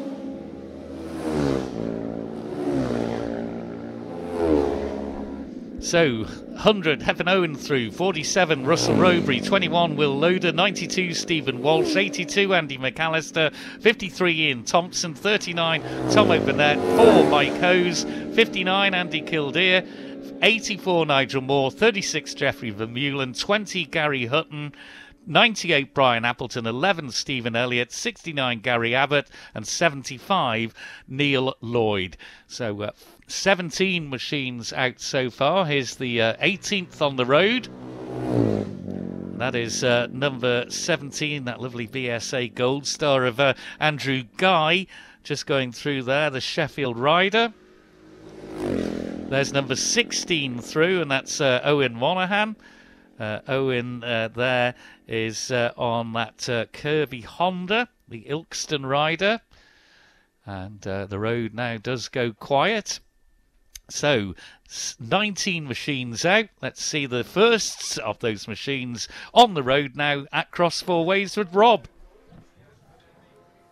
Yeah, expecting the first machines of the first flying lap. In a moment, we can hear one of them whirring away towards us. And it is the first rider out on the road on that sighting lap, number 32, Kelly Carruthers. 3:34.021 on that sighting lap as well. That still was quite a shade quicker than those in behind him. Number 100, Heffernan Owen, was 2nd quickest on the sighting lap. And there is number 100, Heffernan Owen, on the way through. Those two have stolen a little bit of a march out on the road to the rest of the machines in behind them. Next into Cross 4 Ways, making up the first 3, is number 21, Will Loader. And then number 47, Russell Rowbury, as well on the way through. Number 39, Thomas Burnett. Number 84, Nigel Moore. Ran well last night, 53.36 and 82 on the way through Cross 4 Ways, as is number 4, Mike Hose, and number 92, Stephen Walsh as well. So we used to see, can they get close to some of those times last night, how well they compare. Number 59, Andy Kildare, number 11, Stephen Elliott, and number 20, Gary Hutton, are all through Cross 4 Ways as well.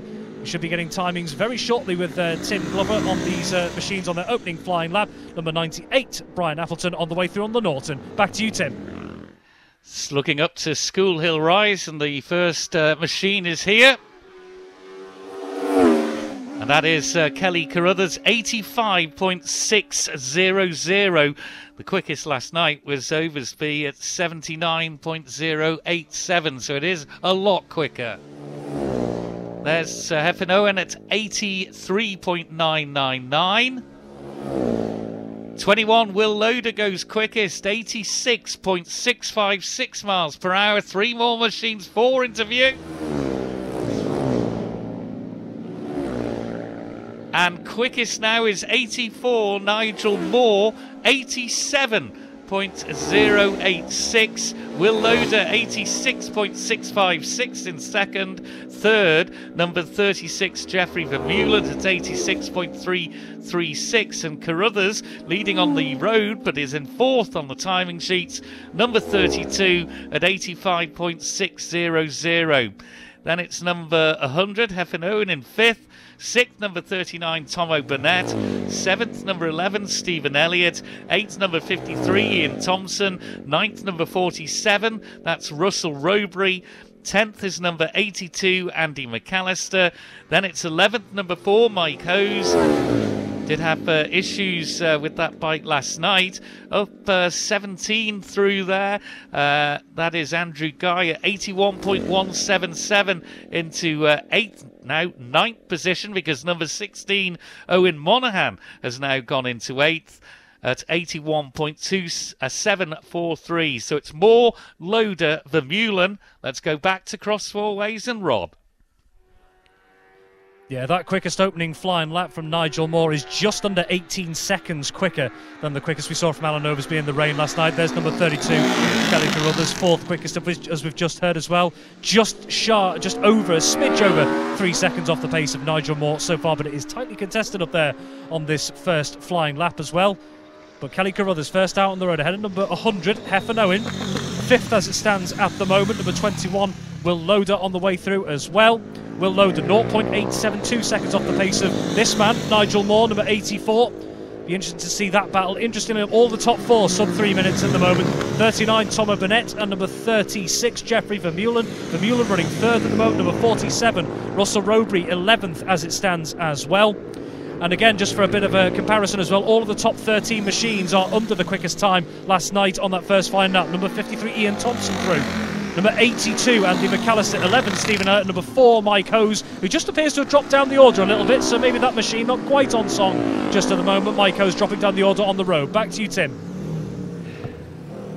First bike comes into view.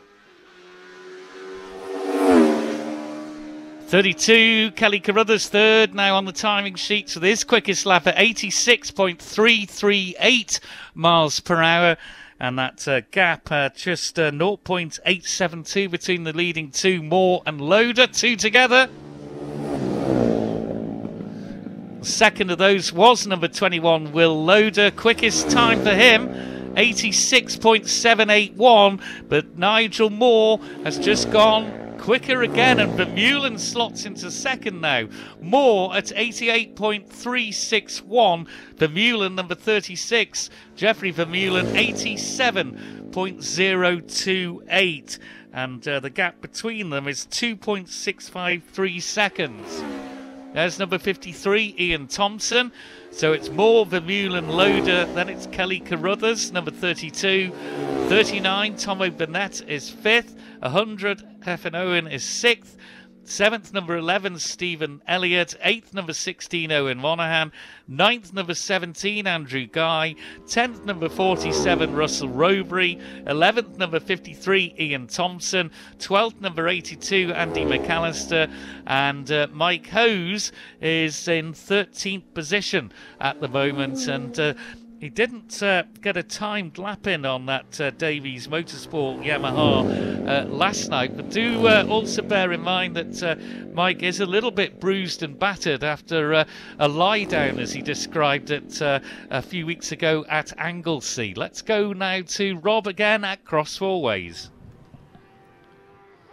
Yeah, among those times, just keep an eye on potentially number 39, Tomo Burnett, that you mentioned before, just squeezing up into the top 5 as the first machine on the road arrives across 4 ways. Yet again for another flying lap, it is number 32, Kelly Carruthers, who's only 0.9 seconds off the pace of number 21, Will Loader in third. So Kelly Carruthers still very much in contention here. If Kelly can, I suppose, just open the taps a little bit on getting on the front row. Here is number 21, Will Loader, who will be looking to hold on to that place at the moment on the front row as it stands. Here's your pace setter, number 84, Nigel Moore. That 2:53.153 is some distance out in front. It's around 2.7 seconds clear of this man, number 36, Jeffrey Vermeulen, who's running really well in second. There is number 39, Tomo Burnett as well, just for a bit of reference, behind Kelly Carruthers, 1.961 seconds. So it is a little bit of a gap to make up, but slowly and steadily, Tomo Burnett, along with the likes of number 11, Stephen Elliott, making their way up the order. To you, Tim. This is going to be the final lap for this class because the checkered flag is out. Here's 37. That is Benjamin Smith. So Benjamin Smith down in 20th position. Here's 32. That is Kelly Carruthers. He's moved up into third at 86.928. His quickest of the afternoon session. 4 laps, and the 4th lap was the best for number 32, Kelly Carruthers. There's 21, Will Loader. And 84, Nigel Moore has put his quickest in again at 88.421 miles per hour to be leading. There's Vermeulen. He's gone quicker at 87.250 miles per hour. And Will Loader quickest again, as was Kelly Carruthers. Loader in third at 86.963 and Carruthers 86.928. So the margin is 2.324 seconds between Moore and Vermeulen, and there's hardly anything between Vermeulen and Loader. So that's the top 4. 5th is Oversby, we're being told, did get a lap in. He was top of the leaderboard last night on the Ruthless Honda. So we're wondering where he was this afternoon, but he did get a lap in, we're reliably informed. So that's the top 4. Moore, Vermeulen, Loader, Carruthers. 5th, 39, Tomo Burnett. 6th, number 100, Hefin Owen. 7th, number 11, Stephen Elliott. 8th, number 16. And number 16 is Owen Monaghan, as more machines come in to finish. 9th then is 47, Russell Robury. 10th is number 17, who's just crossed the line, Andrew Guy. There is Oversby, but not a timed lap. So Andrew Guy 10th. 11th, number 53, Ian Thompson. 12th, number 82, Andy McAllister. 13th is number 4, Mike Hose. 14th is number 69, Gary Abbott. 15th, number 20, Gary Hutton. 16th, number 92, Stephen Walsh. 17th, number 59, Andy Kildare. 18th is number 98, Brian Appleton. And there is number 75, who's done his quickest of the evening. He's in 19th. 75 is Neil Lloyd, 73.802 miles per hour, and also getting laps in, but not timed. So it's not a complete lap with 37, Benjamin Smith, and 2, Alan Oversby. But Nigel Moore has put the marker down. He's going to be on pole, 88.421 miles per hour, and a decent gap of over 2 seconds ahead of 36, Jeffrey Vermeulen, who is in second place. So the leading time of Oversby last night was 3 minutes 13.4, and right the way down to 13th, which was Mike Hose, were all inside that on the afternoon. And luckily this race will be tomorrow afternoon, so we will be likely to see comparable times if the conditions are as the forecast, because the problem tomorrow is going to be the wind by all accounts. It sounds like it's quite gusty westerly winds and strong as well, so that'll affect gearing and everything else. But yeah, just a shame the times we've seen this afternoon in the previous ones to this session are likely to be just practice times, qualifying times, and it'll be a lot slower this evening if the conditions that are forecast do move in. Let's go back down to Chris Kinley. And as quick as that, they're getting another session out on the circuit for the 250s and the 125s. I think that's what's coming out next, isn't it? Number 106 is Dave Brough. Dave didn't get any laps in last night, neither did number 4, Mike Hose. Looking at the times from last night, it was Barry Davison who got 4 laps in, completed with a 3:13.9, being quickest on the number 40 machine. Second quick was number 16, Owen Monaghan, with a 3:15.43. And here is number 4. It is Mike Hose heading out there now. The little 125 CJ Moto Imports on the side of that machine. Third quickest was Scotsman Ewan Hamilton on the 57 plate, 3:34.955. Fourth quickest, number 15, Bob Doughty with a 3:38.73. Fifth was the first newcomer in this, Joris Vastenackels on number 73 with a 3:40.817. Sixth was 34, the decorator Billy Cummins with a 3:43.087. Seventh, number 12, Richard Ford with a 3:44.09. Eighth, number 10, Andy Hunt with a 3:59.9. Ninth, number 94, Terence Sansom with a 4:01.5, and that machine you hear is the second quickest man going past us there. Number 16, Owen Monaghan. He's got to find 1.5 seconds to catch up on Barry Davison in superior conditions compared to this time last night. And 11th place was 10th place with number 70, Jeff Bates with a 4:33.3, and 11th for 76, Roy Phipps with a 5:14. And there is Billy Cummins, rolling that 34 bike into its grid position, or into his starting position in the little assembly area here. As number 12, Richard Ford on the Bob Jackson 249 Suzuki, the Preston rider, brings his machine forward. So this is the Words and Spaces printers.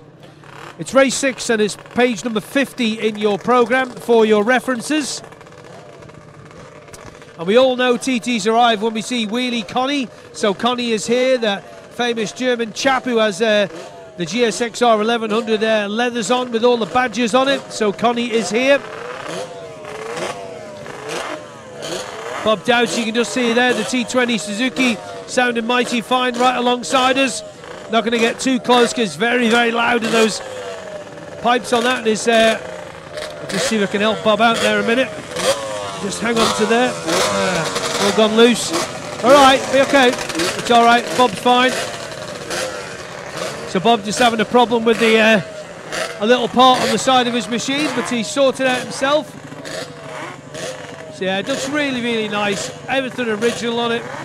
Drum brakes front and rear. Absolutely beautiful. Gate will be opening in a sec. Bob just looking at the temperature. 71 just rolls in behind there. That's Richie Poole on the 250 Ducati. 57 Ewan Hamilton. He goes past us there now. Brand new set of leathers on him. Looks smart. 94 rolling into position as well. Trevor Sampson mentioned the 23 as well. 80 Kershaw. 80 out on the little. Well, it's basically it's a 200cc Suzuki, so it's a 196, so it's a T200 they called it, and it's the 1-in-4-6 Spencer Racing machine. He's some Stockport, is 80 Kershaw, riding his traditional number 23. Have a listen to this lot. That wave of blue 2-stroke smoke will rise into the air. Away we go.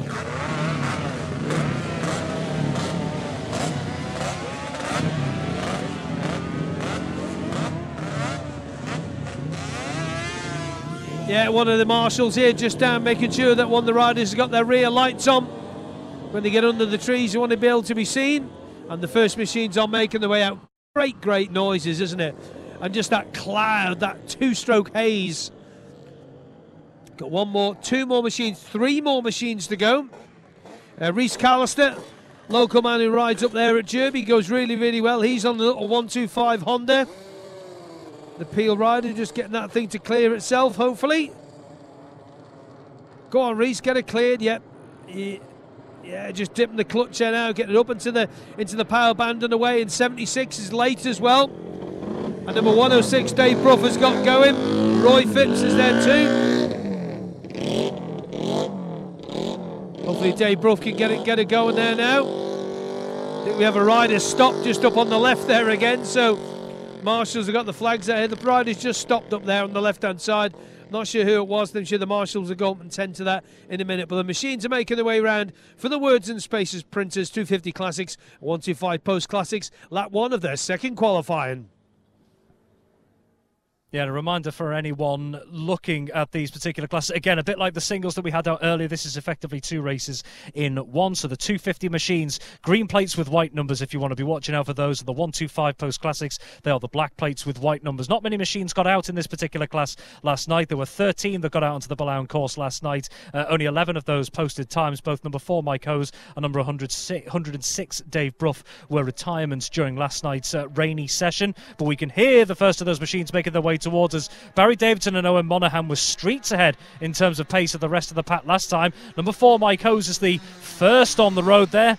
That tidy Moto CJ Imports machine. Number 40, Barry Davidson. Number 16 and number 34, the first of the 250s, Billy Cummins. Number 16, Owen Monaghan, has actually just stopped here at Cross Four Ways. Maybe just a couple of adjustments to be made at that RLT racing machine. In the meantime, number 12, Richard Ford, on the way through. So another of the 250s and another 250 green-plated machine. Number 57, Ewan Hamilton, previous winner in the class, as we mentioned last night. 4 more. Numbers 94, 10, Andy Hunt. 15, Bob Doughty. And number 73, Joris Vastenackels as well. One more, just a couple of seconds further back here. That is number 23, Adrian Kershaw. So just a reminder there that Owen Monaghan has pulled over, but it looks like he is going to be getting back underway. Yes, he has. Owen Monaghan is back underway here across Four Ways after a brief stop, maybe just to make some adjustments. Number 71, Richard Bull, is through on the Ducati Mach 1. So they'll be heading it back towards the start-finish line for their flying lap in a few moments. Number 55, Rhys Collister as well, the rider from Peel. Maybe one to watch out for. Back to you, Tim. Yep, first machine and the second in view.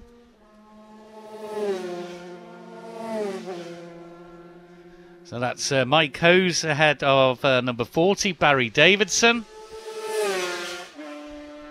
That was 34, Billy Cummins on that Suzuki. I'll let you hear these. That was 12, Richard Ford, and 57, Ewan Hamilton. Ewan Hamilton, a previous winner, of course. He's on that T20 Suzuki.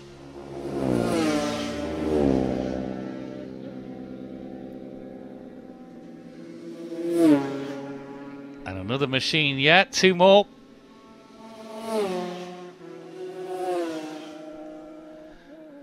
So that was 94, Terence Sansom, 15, Bob Doughty, 73, Joris Vastenackels, 10, Andy Hunt, 16, Owen Monaghan, and 23, Adrian Kershaw.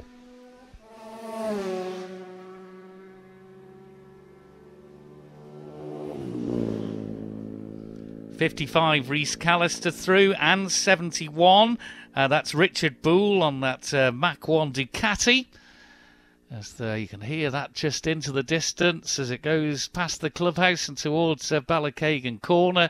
So quickest then, well, we don't know yet, but Mike Hose on the front of the action on this one. So is he going to put a decent time in?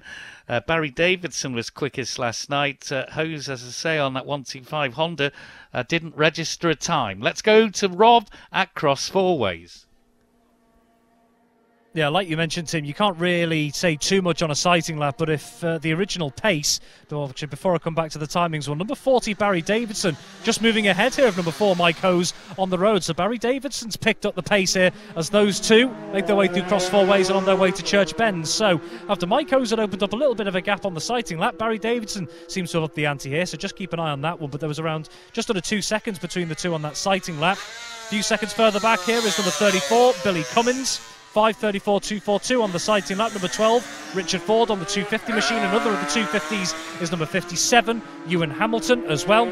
Richard Ford was a 5:43 on the sighting lap, a 5:46 from Ewan Hamilton on the sighting lap. Then there's a bit of a gap in the road as well, but do keep an eye on both Mike Hose and Barry Davidson. They both seem to have picked up the pace just a little bit going into this first flying lap. Next machine's in is a 250, that's 15, Bob Doughty. Then number 16, Owen Monaghan, the 125, back underway. Number 94 is Terence Sanson. Number 73, Joris Vastenackels on the way through as well. and number 10, Andy Hunt, on another of the 250 machines there on the way through as well. Number 49, he's got his leg out, maybe pulling over. Back to you, Tim. Two machines spotted on the bridge, and they're right next to each other. Hose took right behind Davidson in the slipstream there, but Davidson quickest at 83.368. But the way they came over School Hill Rise, and only just before they got to the commentary box, you couldn't discern whether it was one machine or two. They were that tight together coming over. So Hose may well have put a move in further down the road from here. Certainly was lining it up. 34, Billy Cummins indicating that he's coming in. Up into third is number 57, Ewan Hamilton at 80.088. Fourth is number 12, Richard Ford at 79.265. And fifth, coming in, number 34, Billy Cummins at 76.192. There's number 16, Owen Monaghan. He's gone ahead of Hose, but just behind Davidson at 82.667 miles per hour into second, putting Hose down into third. Bob Doughty through, as is number 73, Joris Vazanacker, and Andy Hunt through as well, as is Terence Sampson. But it's Davidson, 3 minutes, 3.523 seconds. 83.368 miles per hour ahead of number 16, Owen Monaghan, at 82.667. And there's about a second and a half between them. Mike Hose is in third, but what a move he was putting on Davidson there. They really were. He was lining him up.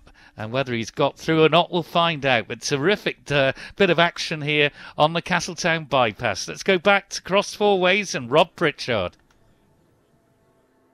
Yeah, early suggestions from the opening flying lap suggest we could have a right old battle in the 1-2-5s, couldn't we? Here are your first two machines on the road. Number 40, Barry Davidson, ahead of number 4, Mike Hose. Still only around 3 bike lengths or so between them as well, so they match each other stride for stride. It looks like we had a retirement on that last lap as well here. Number 49, Martin Tranter, pulled over on that last lap. I did mention that the leg was out to pull in, and doesn't look like he's on the move anytime soon, so that might be the end of the session for number 49, Martin Tranter. But your first two 1-2-5 machines through, and indeed the first two machines on the road are through here at Cross Four Ways. Number 40, Barry Davidson, and number 4, Mike Hose as well. Number 106, the newcomer, that's David Brough, and following in behind, Brough at the back of the order, followed by number 57, Ewan Hamilton, and number 12, Richard Ford. They're both looking for the top time at the moment in the 250 class, the green plater machines. There they go on the overtake as well through Cross Four Ways on the exit. There's number 16, Owen Monaghan, sandwiched between Davidson and Hose at the moment in the opening timings from that opening flying lap as well. So Owen Monaghan looking to try and make up a little bit of time. But that's another battle to maybe keep an eye out for, is number 57, Ewan Hamilton, the quickest of the 250 machines on the green plates at the moment. Only 1.984 seconds, and number 12, Richard Ford, close together on that lap. Back to you, Tim. Two machines spotted close together on the bridge, and they're close together and side by side as they go over the line here. Barry Davidson and Mike Hose, what action that is. And Davidson, well, he is still quickest on the last lap, but Hose, unsurprisingly, as he closed right in on Davidson, 82.676 on that lap, and we'll get the gap up in a minute between those two on this particular lap, and it is 2 point... no, we've gone the wrong one there. Owen Monaghan is... through. It's 57. Ewan Hamilton is his quickest at 80.164, and Owen Monaghan has gone quicker than anyone, 85.280 miles per hour, and dipping under the 3 minutes as well, 2 minutes 59.408. But that action there on the last two laps with number 40 Barry Davidson and number 4 Mike Hose, worth just seeing that over and over again. The first time you couldn't tell there were two bikes together until they emerged just in front of the commentary box here, as three machines in very close racing order emerge.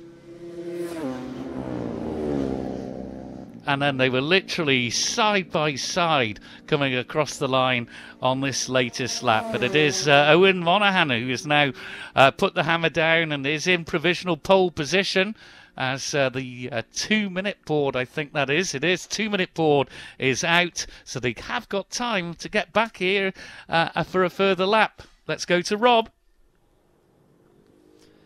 Great lap by Owen Monaghan, that to dip under 3 minutes, and perhaps we shouldn't be too surprised. He is the 125 lap record holder in this race from 2023 of 82.230 miles an hour. Here's number 76, Roy Phipps, toward the back of the order. Number 4, Mike Hose, on the way through on his own there, looking to get past Roy Phipps. So there goes Mike Hose out on this latest lap at the moment, but he is out on his own at the moment at the front of the order in some considerable distance. We just saw him overtaking number 76, Roy Phipps, toward the back of the order on that 250 Honda, and the road does go quiet. But that was an astonishing lap by Owen Monaghan. Just 1.5 seconds separating Davidson in second and Hose in third. Ewan Hamilton extending his advantage in the 250 class to 2.1 seconds over number 12, Richard Ford. Here is number 57, Ewan Hamilton, and following closely in tow is your new pace setter, number 16, Owen Monaghan as well. He's made up some ground on that 125 behind number 57, Ewan Hamilton, on the 250 machine. Elsewhere, looking a bit further down, so fourth, I should say, in the 125 class in terms of pace at the moment is number 55, Rhys Collister, 6th quickest overall. Best time at the moment of 3:15.846. Then in 7th, number 34, Billy Cummins on the 250, the Suzuki. Back to you, Tim. Yeah, I think they're inside the lap record, the top 3, I think it is. Here is just number 4 with 1 minute to go, but I think he's slowing down and probably pulling in. That was number 4, Mike Hose. Hasn't gone quicker than his third lap. Here is 76. 76, Roy Phipps puts in his quickest at 67.278. The checkered flag has now been unfurled and is out. So Mike Hose on his own on this occasion. But his quickest lap was lap 2. He's third in the order at the moment. That's Owen Monaghan, and he hasn't gone quicker than that third lap, but he is the man who is provisionally on pole. 16 Owen Monaghan at 85.280 miles per hour, and the 125 lap record from Owen Monaghan back in 2023 was 82.230 miles per hour. So number 40, Barry Davidson, also inside that as well at 83.368. Number 40, Barry Davidson on that 125 Honda, and Mike Hose, number 4 on his Honda, the Morton Rider, also inside that previous lap record at 82.676 miles per hour. Fourth at the moment then is 57, Ewan Hamilton. Fifth, number 12, Richard Ford. Sixth, number 55, Rhys Collister, as more machines come into our hearing. And Rhys Collister stays in 6th, but has gone quicker at 78.568 on that 4th timed lap. 7th then is number 34, Billy Cummins. 8th, number 15, Bob Doughty. 9th, number 10, Andy Hunt. And 10th is number 73, Joris Fazenackels, the man from Dwarp in Belgium. 11th is number 94, Terence Sansom. 12th is number 23, Adrian Kershaw. 13th, number 76, Roy Phipps. And 14th, number 71, Richard Boole. So, checkered flag still unfurled, but the road's gone fairly quiet here now. So we're just going to look at the gaps that we've had there. Just going to try and get the right little piece up on my phone here. And it's not playing ball at the moment, which is not great. Let's see if we can just get that. No, it's not playing.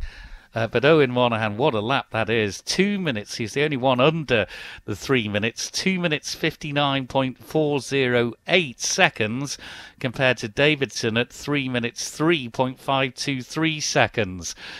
And then 3 minutes 5.060 seconds for the third place man, Mike Hose. And then let's just give you that order again. Fourth, 57, Ewan Hamilton. Fifth, number 12, Richard Ford. Sixth, 55, Rhys Callister. Seventh, number 34, Billy Cummins. Eighth, number 15, Bob Doughty. Ninth, number 10, Andy Hunt. 10th is number 73, and that is Joris Fazenackels. As here is 71 just coming to finish, and his quickest lap was on lap 2 of the 4 for Richard Boole. He's in 14th. 11th, number 94, Terence Sampson. 12th, number 23, Adrian Kershaw. 13th, number 76, Roy Phipps. And then it was Richard Boole in 14th. There's another outfit interview. This is number 76, Roy Phipps, and that's his quickest. 67.625 for Roy, and he is 13th. So that is the end of the 250 lightweight and the 125 post-classic session. So I'm just checking the order of things here. Next should be the Junior Classic. Junior Classic is indeed, it is, due away at 2:45, and we're only at 2:23 at the moment, so there is ahead of schedule, as they like to be. Let's look at the times from last night then for the juniors, and top was that ruthless Honda K4 of number 2, Alan Oversby, at 76.773 miles per hour. But he's only just ahead of number 7, Harley Rushton, at 76.157 miles per hour. Third was 108, Michael Titchmarsh, at 75.926 miles per hour. Fourth was number 21, Will Loader, on that Greaves Alton, 75.329. Fifth, number 84, Nigel Moore, 74.437 as one of the course cars. The inspection cars goes through. Sixth, number 3, Mark Johnson on the Drixton Honda, 72.490. Seventh, number 59, Andy Kildare, 71.310. Eighth was number 32, Kelly Carruthers on another K4 Honda at 71.207 miles per hour. Ninth, number 11, Stephen Elliott on that Rutter Honda at 71.001 miles per hour. And 10th was 17, Andrew Guy on the Drixton Air Mackie as the second of the inspection cars goes through. Andrew Guy, 70.498. And then it was 11th, number 9, Chris McGahn. 12th, number 20, Gary Hutton. 13th, number 92, Stephen Walsh. 14th was number 89, Rob Lowe. 15th, number 34, Billy Cummins. 16th, 53, Ian Thompson. 17th, number 63, Angela Cragg. 18th, number 99, the newcomer Robert Coley. 19th, number 72, Shelley Pike. 20th, number 69, Gary Abbott. 21st, number 37, Benjamin Smith. 22nd, number 80, Danny Pullen on the Ducati. 23rd last night was number 66, Robert Noyle. 24th, in fact, they were the only ones to get times, and there were no times recorded for number 1, Joe Yeardsley, or number 4, Mike Hose, or 64, Gareth Woods. Just one quick message to put out, and it's come from the Southern 100 catering burger van across the way. They want to put a message out to wish Julie well. She's in hospital on Ward 8 recovering from an operation, and all the catering staff down here are sending you their best regards and hope that you have a speedy recovery.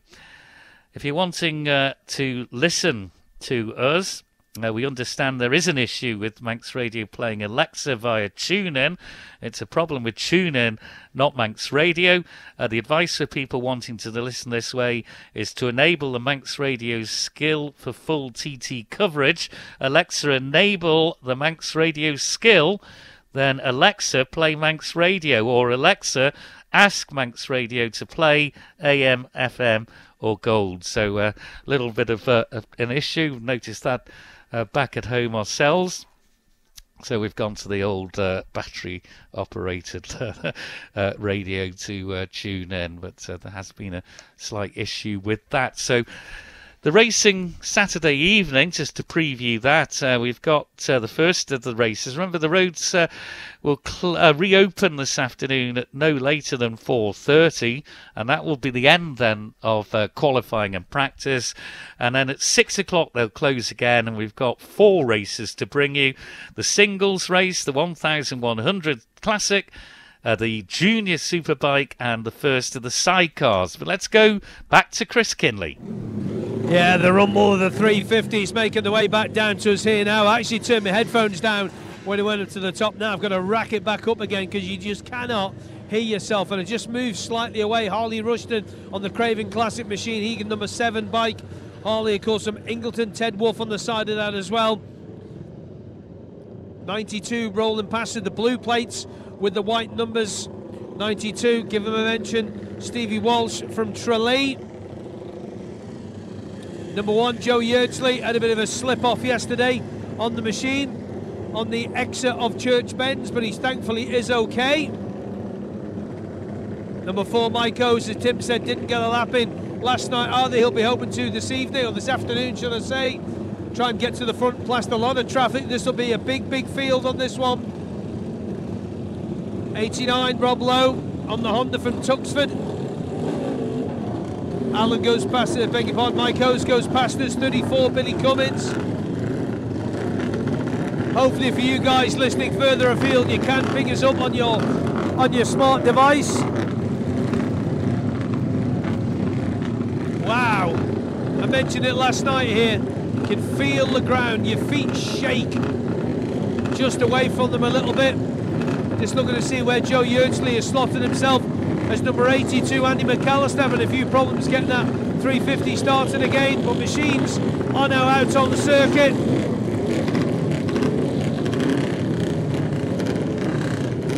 Goodness me. If only we could invent Smello radio, be great, wouldn't it? Like Smell-O-Vision for the television. 64, just about to leave as well, 64, Garth Woods from Great Harwood on the K4 350. And number 9, Chris McGahn, the evergreen Chris McGahn on the Paul Vanderberg 346 Hales Honda, the Peel Rider.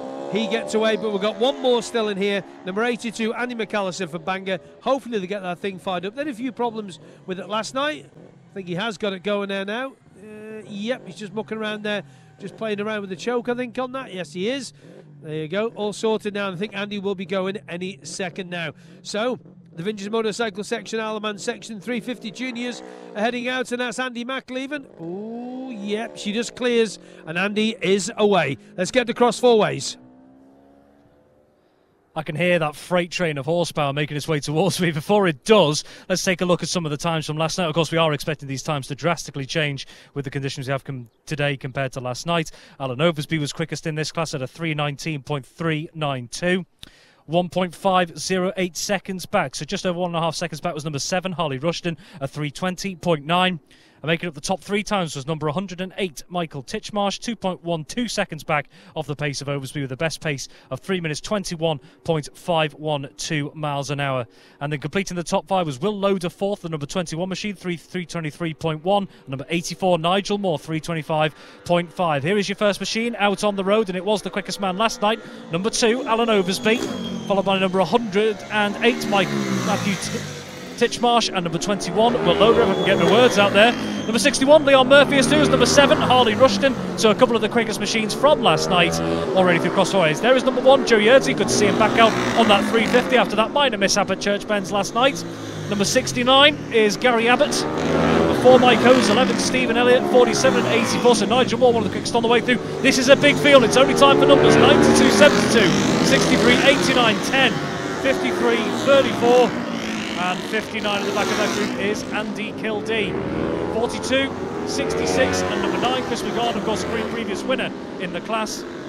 number 79, Andrew Guy as well. Then a bit of a break in the road before the next trio of machines start making their way towards us at cross four ways. 80, 70 and 20 on the way into cross four ways now. And then backing things up here just a few seconds further back is number 37, Benjamin Smith. To you, Tim. Yeah, fairings and helmets seen on the bridge. Here's the first of the machines. 2 to follow. And 2 more in very close proximity. It's 7 and 61 there. Leon Murphy and Harley Rushton. It's number 1, Joe Yeardsley through. Oversby, Loader and Titchmarsh and Murphy, Rushton and Yeardsley through. There's Hose and Elliott. 84 indicating he's retiring there. That's Nigel Moore.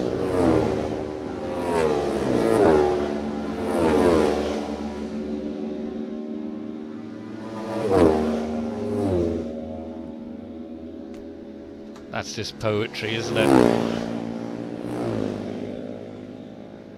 So Russell Robury through, 47, 10 Andy Hunt, 72 Shelley Pike, 89 Rob Lowe, 99 Robert Coley, 92 Stephen Walsh, 63 Angela Cragg, 34 Billy Cummins, 59 Andy Kildare, 53 Ian Thompson, 9 Chris McGowan, 42 Steve Moody, 17 Andrew Guy, 66 Robert Noyle, 20 Gary Hutton, 70 Jeff Bates, 80 Danny Pullen and 37 Benjamin Smith. 28 machines and riders, that is, that have gone through, the biggest number that we have seen so far. No times, that is the sighting lap, of course, but at the top of the field is Alan Oversby, and as a marker, his time last night was 3 minutes 19.3, 76.7 miles per hour. Let's go to Rob at cross four ways. Here is your first machine on the road, number 2, Alan Oversby. That time on the sighting lap, by the way, was just shy of 33 seconds quicker than his best time from last night. It was number 21, Will Loader, comes through as well. There's number 108, Michael Titchmarsh, and number 7, Harley Rushton as well. So Michael Titchmarsh, 3rd quickest on the sighting lap. Harley Rushton, 5th as well. And they've all got plenty of fresh tarmac in front of them to go for it. Number 61, Leon Murphy, and number 1, Joe Yeardsley as well. And interestingly as well, all of the top 5 through that sighting lap were already under the 3-minute barrier. Number 11, Stephen Elliott, number 4, Mike Hose. Just a bike length or so between them as they make their way through cross four ways on the road. And then a bit of a gap to the latest machine to make its way to this near around 3-mile mark here on the Billown Course is number 10, Andy Hunt. And then a few more interview. There's number 89, Rob Lowe, followed by number 72. And then a whole scutch on the way, 47, 92 and 69. 9 Chris McGowan, there's Andrew Cummins, 59, 53 and 34 as well. Only time for numbers in this group, I'm telling you. 42 and 17 to you, Tim. Great cacophony of noise there. Here the first 2. And Will Loader's quickest at 86.766 miles per hour. Harley Rushton goes to the top of the standings. Number 7 at 87.315. Remember that quickest Oversby last night, 76.7. Blown away. But not surprising. Joe Yeardsley just making a move there on 61, Leon Murphy. Joe Yeardsley is number 1. He's 3rd quickest at 84.615. 3rd quickest is at the moment number 2, Alan Oversby at 86.015 miles per hour. So 5th is 108, Michael Titchmarsh at 84.032. 6th, number 11, Stephen Elliott. 7th, number 4, Mike Hose. And 8th, number 10, Andy Hunt. Then it's Leon Murphy, number 61 in 9th. 10th is Chris McGowan, number 9.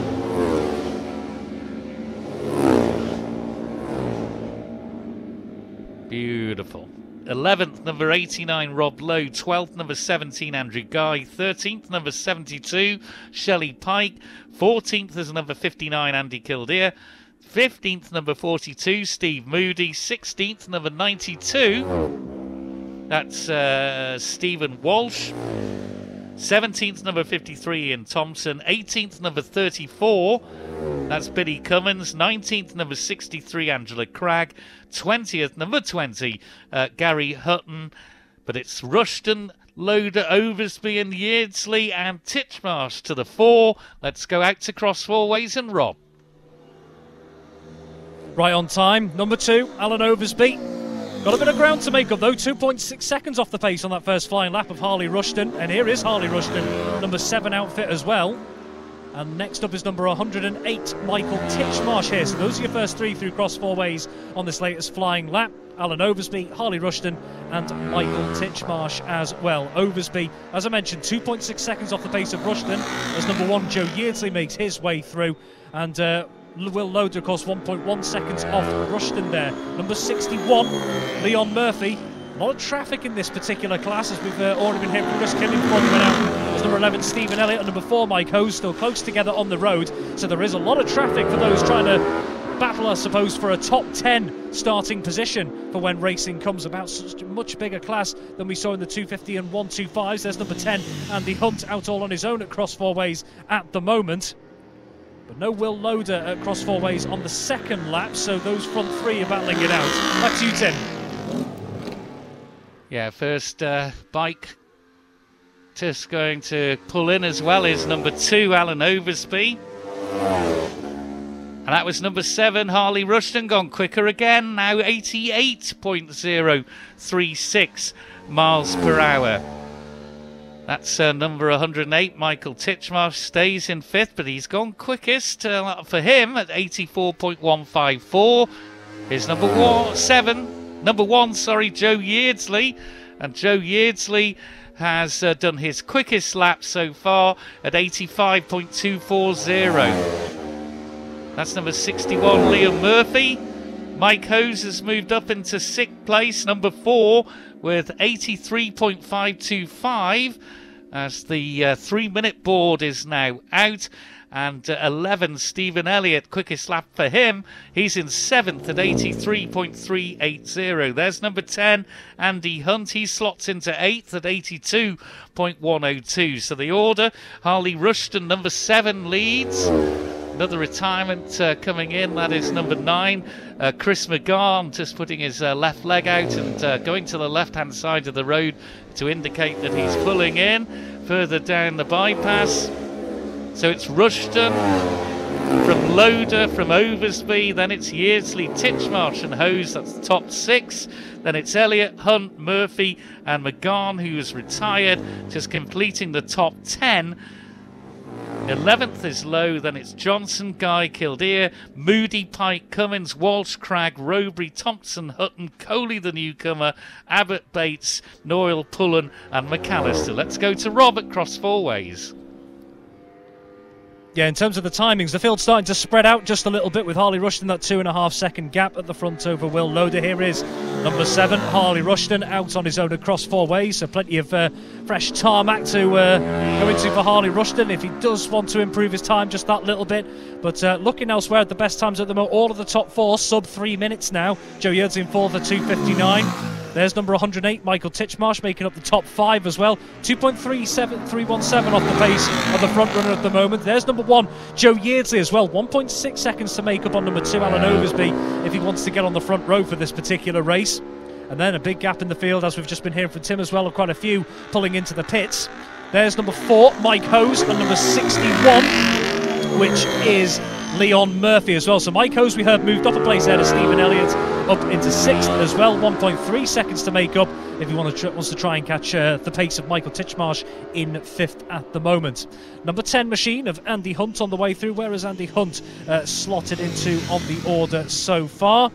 As we just look through, 8th at the moment with best time of 3 minutes 6.354. So with these junior machines, like I mentioned, already 4 under 3 minutes. Michael Titchmarsh just outside.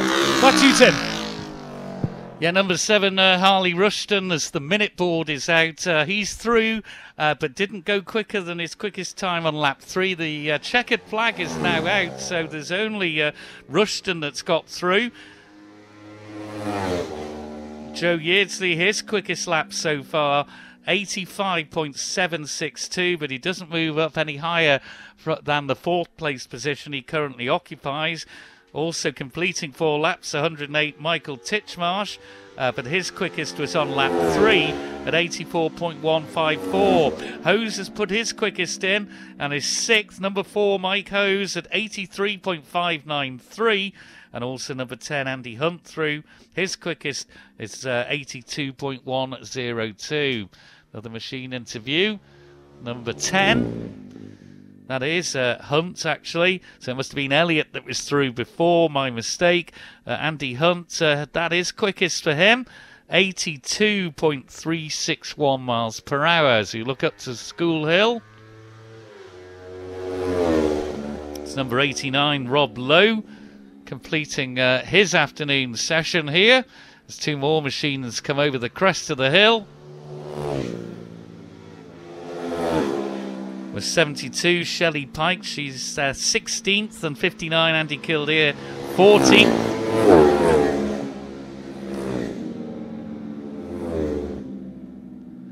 So let's go through the order then. Number 7, Harley Rushton, a best lap of 2 minutes 53.793, 88.036. Is he on for a second, last lap, a 5th lap? Let's go out to Robert Cross 4 Ways.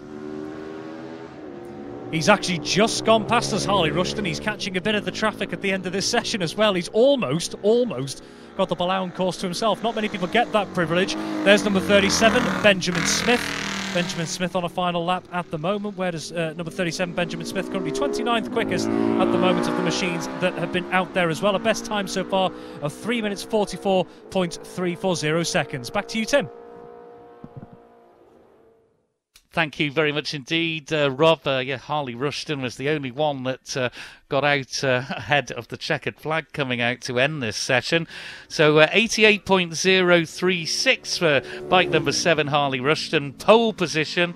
Second, number 21, Will Loader at 86.766 miles per hour. Only did the 2 laps. Third, number 2, Alan Oversby at 86.015 miles per hour. As Rushton just comes through there, hasn't bettered that time, so there he remains on pole. Fifth, then 108, Michael Titchmarsh, just behind Joe Yeardsley in 4th, 84.154 miles per hour. Sixth, number 4, Mike Hose at 83.593. 7th, number 11, Stephen Elliott, 83.380. 8th, number 10, Andy Hunt at 82.361. 9th, number 61, Leon Murphy, 81.292 miles per hour. And 10th, number 9, Chris McGahn at 80.894. 11th, number 3, Mark Johnson. 12th, number 89, Rob Lowe. 13th, number 17, Andrew Guy. 14th, number 59, Andy Kildare. 15th, number 42, Steve Moody. 16th, number 72, Shelley Pike. 17th, number 34, Billy Cummins. 18th, number 92, Stephen Walsh. 19th, number 63, Angela Cragg. 20th, number 47, Russell Rowbury. 21st, number 20, Gary Hutton. 22nd is number 53, that is Ian Thompson. 23rd is going to be Gary Abbott, number 69. 24th is number 99, Robert Coley. 25th is number 70, and number 70 is Jeff Bates. In 26th position, 66, Robert Noyle. 80 is 27th, number 80, Danny Pullen. 28th is number 37, so 28th, 37, that is Benjamin Smith. And then in 29th, just to complete matters, is number 82, Andy McAllister. Let's go back down to Chris Kinley.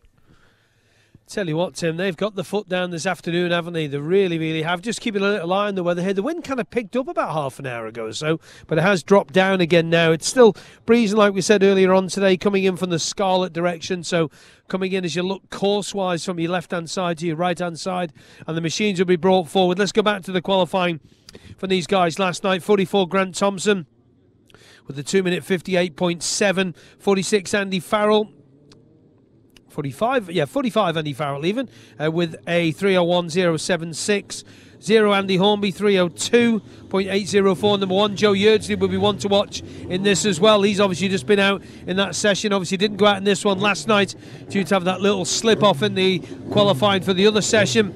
Number 4 Mike Hose is 4th with a 3:06.6. 5th for number 68 Roddy Taylor. Steady now with a 3:06.7. And number 102 Wayne Avis, who's just gone past us there now in the 102 machine, the Ireland Fuels machine that Paul Cassidy put on the podium here last year. Crofty.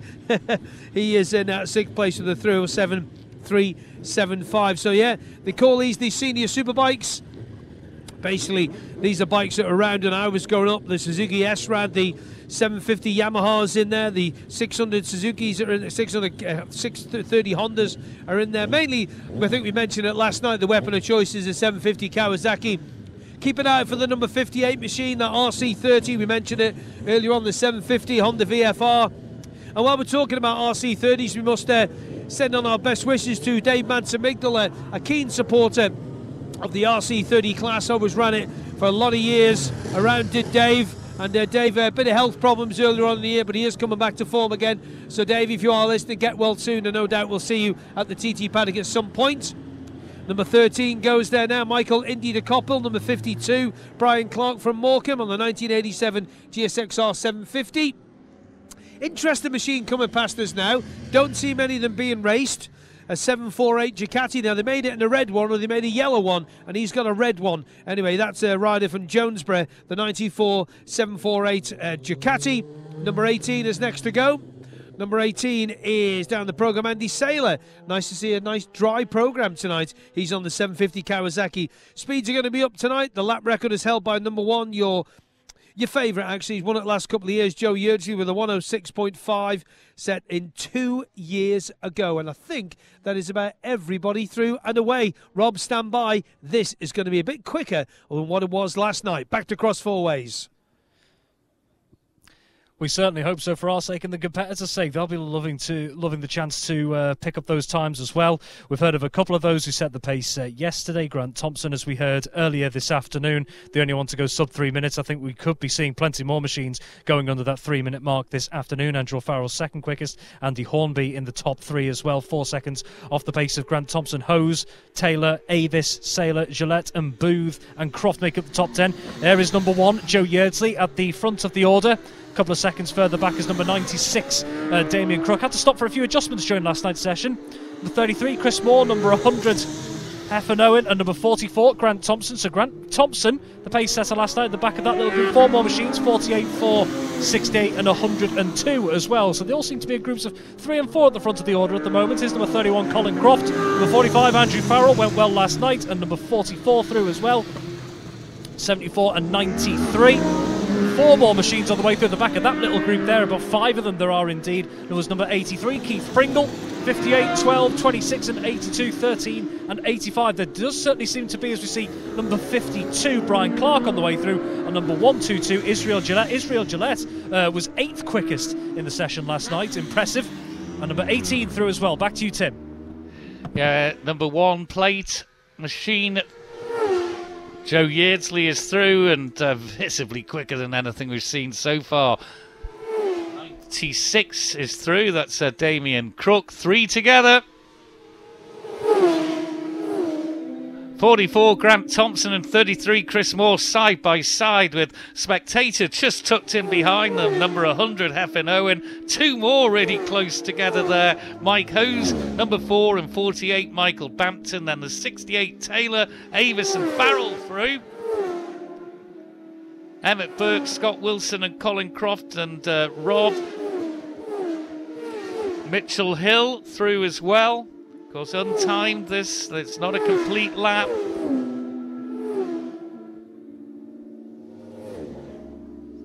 So got as far down as 11th, 46, Emmett Berg. Then 74, Scott Wilson through. 31, Colin Croft. Mitchell Hill. 6, Adrian Harrison. 83, Keith Pringle. 60, Roger Wibberley. 88, Leon Donaghy. 77 Neil Rutledge, 26 Dennis Booth, 82 Andy McAllister, 12 Richard Ford, 85 Neil Champion, 58 Lawrence Cummin, 52 Brian Clark, 122 Israel Gillette and Andy Saylor, number 18 through. Let's go to Rob. Just one note before the first machines on the road arrive. Number 0, Andy Hornby, is circulating. He's right at the back of the order, so might have stopped on the way around the lap to make some adjustments. But Hornby should be heading towards the start-finish line in the next few moments. There is number 1, Joe Yeardsley, through cross four ways on this first flying lap. Incidentally, as well, Joe Yeardsley, his time on a sighting lap from that last one was just over 32 seconds quicker than the quickest flying lap from last night. Number 96, Damien Crook, and number 44, Grant Thompson. Grant Thompson working his way through the traffic. Number 33, Chris Moore, and number 100, Heffer Owen as well. So Grant Thompson slowly starting to make his way through the order on this first flying lap. There's number 4, Mike Hose, and number 48, Michael Bampton. On the other, those Mistral Racing Kawasaki's. Number 45, Andrew Farrell as well. Number 68, 102 and 74, Scott Wilson at the back of that little trio as well. And number 46, Emmett Burke on the Sunflame Kawasaki. Number 31, Colin Croft. Number 6 on the way through now is Adrian Harrison. Then a whole host, 1, 2, 77, 93, 60 and 88. Back to you, Tim. Yeah, 0 Hornby has gone through, but here's Yeardsley.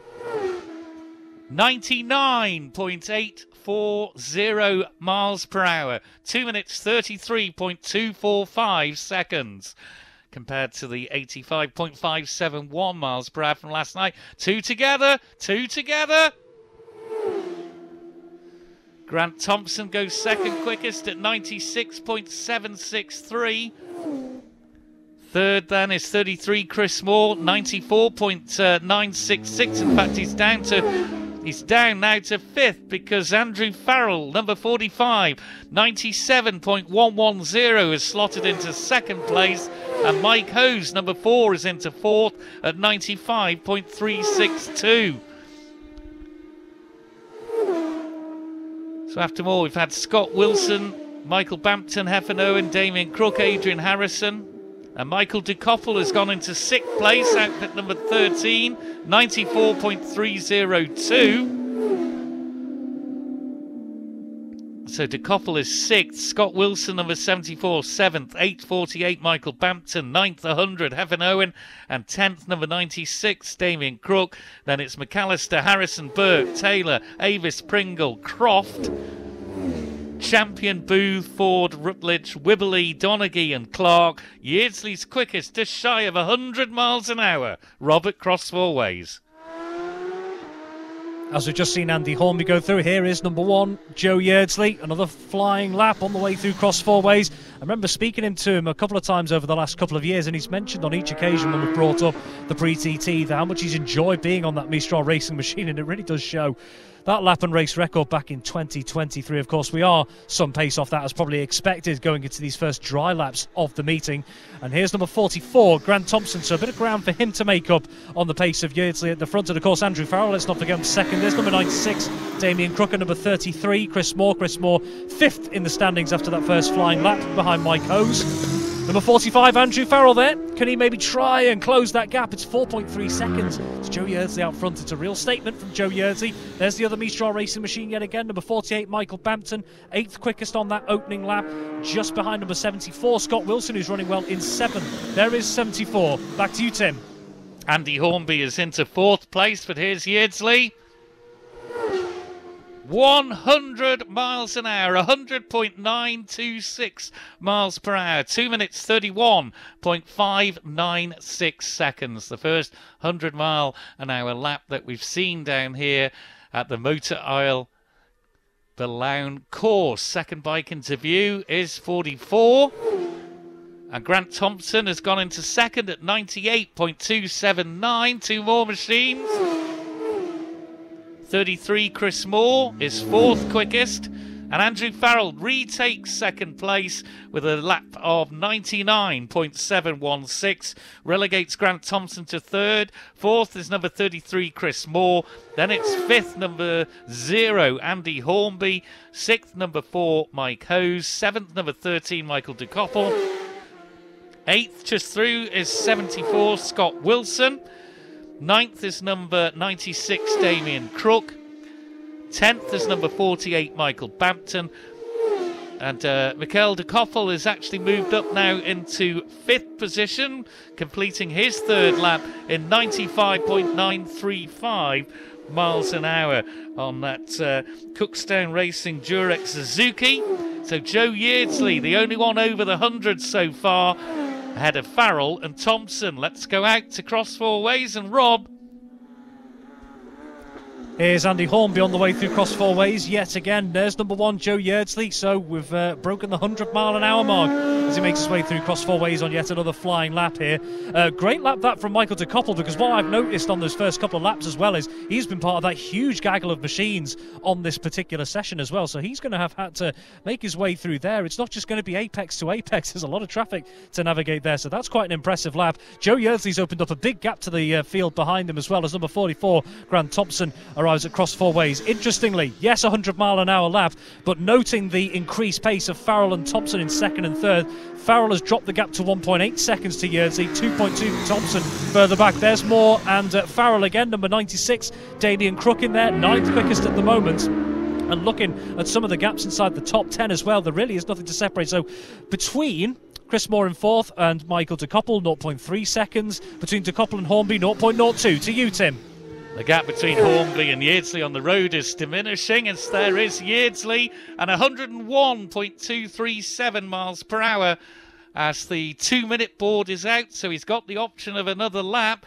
But Hornby 4th quickest now at 96.248 and has managed to get himself ahead of Chris Moore and Michael de Koppel. That is 44, Grant Thompson, quickest lap for him at 99.086 miles per hour. There's 45, Andy Farrell. He's gone over the 100 as well, 100.281 miles per hour. Damien Crook and Chris Moore through, and didn't in fact, Crook has gone quicker on that lap at 95.450. Still the 2-minute board showing, so all these riders have got the chance.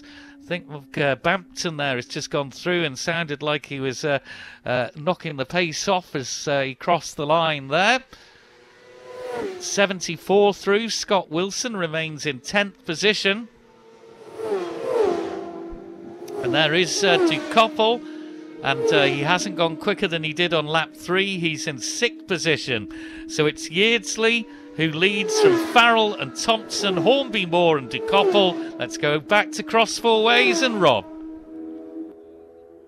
Mentioning de Koppel again, he's now behind even more traffic in front of him, so that might have contributed to him not improving. Here's number 1, Joe Yeardsley, who's now ahead on the road of number 0, Andy Hornby. No slouching from Joe Yeardsley through Cross Four Ways. There's Andy Hornby, you can hear as well there, up into 4th in the timings, as we heard from Tim before. And just looking a little bit further down as well, we've mentioned de Koppel, Damien Crook in 7th at the moment. Number 4, Mike Hose in 8th, only 0.1 seconds back on Damien Crook, so it's all closing up at the moment. Michael Bampton in 9th is only 0.4 seconds off the pace of Hose as well. Scott Wilson, number 74, dropping down into 13th, but already a steady session so far, as we see number 44, Grant Thompson, on the way through. So Andrew Farrell only 1.4 seconds off Yeardsley, 1.8 seconds Thompson to Farrell. There is Andrew Farrell, one of only 2 Ducati machines in this class. We did hear about one from Chris Kinley before as well. But Andrew Farrell on the SP2 seems to be on song at the moment. Number 96 is Damien Crook on the way through as well. Back to you, Tim. Yep, checkered flag is about to be waved to Mr. Yeardsley as he crosses the line. Hasn't gone quicker on that lap. But Andy Hornby has gone slightly quicker there, but stays in 4th currently at 96.943. Joe Yeardsley 1.442 seconds ahead of Farrell, but we're about to see Farrell record his 5th lap time. And can Grant Thompson get from that 99.0 over the 100? Here he is. No, he's slower on that lap. Still at 99.086. Andy Farrell, well, he's gone quicker on that last lap at 100.325. So the gap between him and Yeardsley is 1.375 of a second at the top of the leaderboard. There's Damien Crook, number 96, just finishing. So we've got to await the the times for potentially more Dukoppel to come through. Mike Hose has pulled in, it seems, after 2 laps, but many of the other riders will have got through. The checkered flag, though, is out here, and it's just got a little bit darker, it feels to me, and the wind seems to have just crept up a little bit. There's number 13, Mikel Dukoppel, and he's quickest again, but stays 5th, 96.347. 3 more machines in view. That was 68, Roddy Taylor, 46, Emmett Burke, 6, Adrian Harrison, Andy McAllister, number 82, and Wayne Avis, 102. There's 83, Keith Pringle, and 26, Dennis Booth. That is 31, Colin Croft just finishing. There's number 60, that's Roger Wibberley. And 2 together across the line there were Neil Champion, number 85, and number 12, Richard Ford. Leon Donaghy is finished, number 88. There's 77 finishing, and moving up a few places into 15th there was Neil Rutledge. That's number 93. Rob Mitchell-Hill just finishing. So Joe Yeardsley is on pole at 101.237 miles per hour. That is 2 minutes 31.130. He's 1.375 seconds ahead of number 45, Andrew Farrell, in second. And he got over the 100 as well, 100.325. Third, number 44, Grant Thompson, 99.086 miles per hour. Then there's a bit of a drop back to 96.943 miles per hour in fourth for 0, Andy Hornby. Fifth, number 13, Mikel Dukoppel. Sixth, number 33, Chris Moore.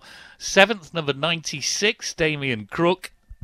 8th, number 4, Mike Hose. 9th, number 48, Michael Bampton. 10th, number 82, Andy McAllister. 11th, number 6, Adrian Harrison. 12th, number 26, Dennis Booth. 13th, number 74, Scott Wilson. 14th, number 100, Hefin Owen. 15th, number 77, Neil Rutledge. 16th is number 46, Emmett Burke. 17th, number 83, Keith Pringle. 18th is number 68, Roddy Taylor. 19th is number 102, Wayne Avis. 20th, number 85, Neil Champion. 21st, number 12, Richard Ford. 22nd, number 60, Roger Wibberley. 23rd, number 88, Leon Donaghy. 24th, 31, Colin Croft. 25th, 93, Rob Mitchell-Hill. 26th, number 122, Israel Gillette. 27th, number 52, that's Brian Clark. In 28th, it's number 58, and number 58 is Lawrence Cummin. Those are the all the ones with a lap speed and time recorded. So it is Joe Yeardsley that has pole ahead of Farrell and Thompson. That was certainly a speedy little qualifying session, but as Rob and Chris have both made the point that Joe Yeardsley lap record back in 2023 is considerably quicker at 106.535 miles per hour. Joe Yeardsley on that Mistral Classic Race Team Kawasaki ZXR, the 750 machine, and clearly enjoys riding that very much indeed. So we're already starting to come towards the end. We've only got 2 more sessions to go, and they were mixed in with the junior superbikes last time. So we've got the 400cc post classic bikes out, which will be race A tomorrow afternoon. It's one of the course inspection cars just goes through, and then to finish off the afternoon proceedings down here, and to finish off practice stroke qualifying, we will have the sidecars out.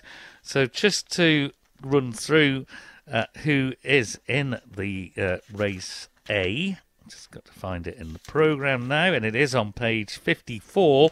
And as Chris has very made the point very well last night. Do try and help the club by purchasing a programme for the Blackford Financial Services Pre-TT Classic Road Races for 2025. £7. It's got lots of information, plus your race grids, and you can keep a count as well yourself with a pen on who is where in the race at the end of each lap.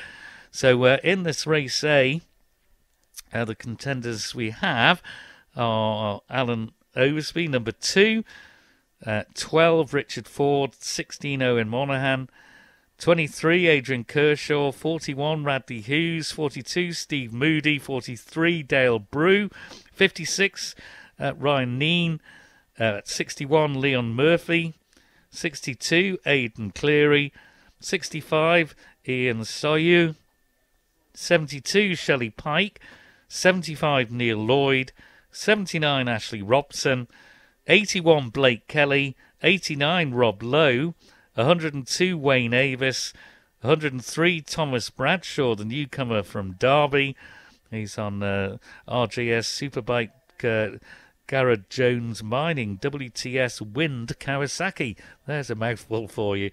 And 106, Dave Brough. So it's a 6-lap race they'll have tomorrow. The 400 class will be orange plates and black numbers as the train heads past us, heading off to Castletown Station on its way to Douglas. So that means we will get a train in the next 5 or 10 minutes coming the other way, probably when the bikes are out, and probably when we're trying to look up to the railway line. And the rain, I'm afraid to report, has just started here at the start-finish line. There's rain now on the windows, and also the windscreen wipers of the course inspection car have just been on as well as it's gone past. Let's go to Chris Kinley. Yeah, I got the 400s heading out, as you quite rightly say. 1 or 2 spots of rain starting to form on my glasses and also on the programme. Page number 54 is in. 61 was Leon Murphy, the first machine into the holding area here. Just a little count back of all the machines that are in this. 13 Kawasaki 400s, 5 Honda 400s and 1 Yamaha 400 makes 19 in total. One of the Hondas there just gone past us, number 40, Barry Davison. That will actually be an addition to your programme. So number 40, Barry Davison. And of course, Tim will give you these before the start of the race, but just make a note now anyway. All right, he's on a 400cc CBR Honda, so number 40, Barry Davison, will be an addition. So if you wonder who 40 is, it's Barry Davison. So we'll make that 6 Hondas in the mix. And at the back of there as well, from the 500 Classics, we've got number 37, who's going to be going out for a little run round. That's Benjamin Smith on his 500 Davies Motorsport machine. So he's going to be going slightly out of class. So the little NC30, the baby RC30 just in front of me now, of number 75 of Neil Lloyd, the Lloyd's racing machine. Beautiful looking machine. Oh, it's nice, single-sided swinging arm, upside down forks on the 2 twin pipes on the exit on the left hand side of the machine, and it's just a beautiful looking machine. Really is.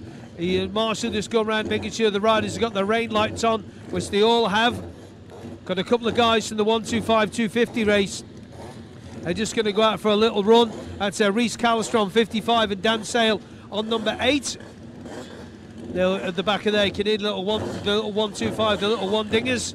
Obviously no front mudguard on there as well, because you want to try and keep these things cool. Don't want them getting too hot. So I think we do have maybe another machine coming up the way the marshals are moving up there. No movement on the front gate as of yet. Just those few spits and spots of rain that we had have just kind of just dissipated a bit, a little bit brighter over towards where that weather's coming from. Scarlet 23 is now coming up. Adrian Kershaw, Kawasaki man through and through. He's on a ZXR 400. Obviously, those of you who know the history about these things all start their life as grey imports into the UK. And again, always fancy the mentioned before, a little 400 would be nice. And, we'll get one eventually, but getting on a bit now. I don't want these sports bikes. Too old to be going that sort of speed. So a nice little 400, nice little 650 twin, which I've had before. Be quite nice for the road and nice and fast enough anyway. But I'm digressing. Yeah, it was a 23 priestbikepaint.co.uk on the side of Adrian Cursor's machine. Just doing some adjustments to the steering damper. Number 65 is just run in there as well, Ian Salou from Yale. Ian's been up at Derby doing some sidecar stuff as well on the BD Racing machine. Ian's going to be riding another 400 Kawasaki. He's on, I think it's Kawasaki, yes it is. And he'll be heading out any moment now. I think Ian's been in the chair up at Derby as well.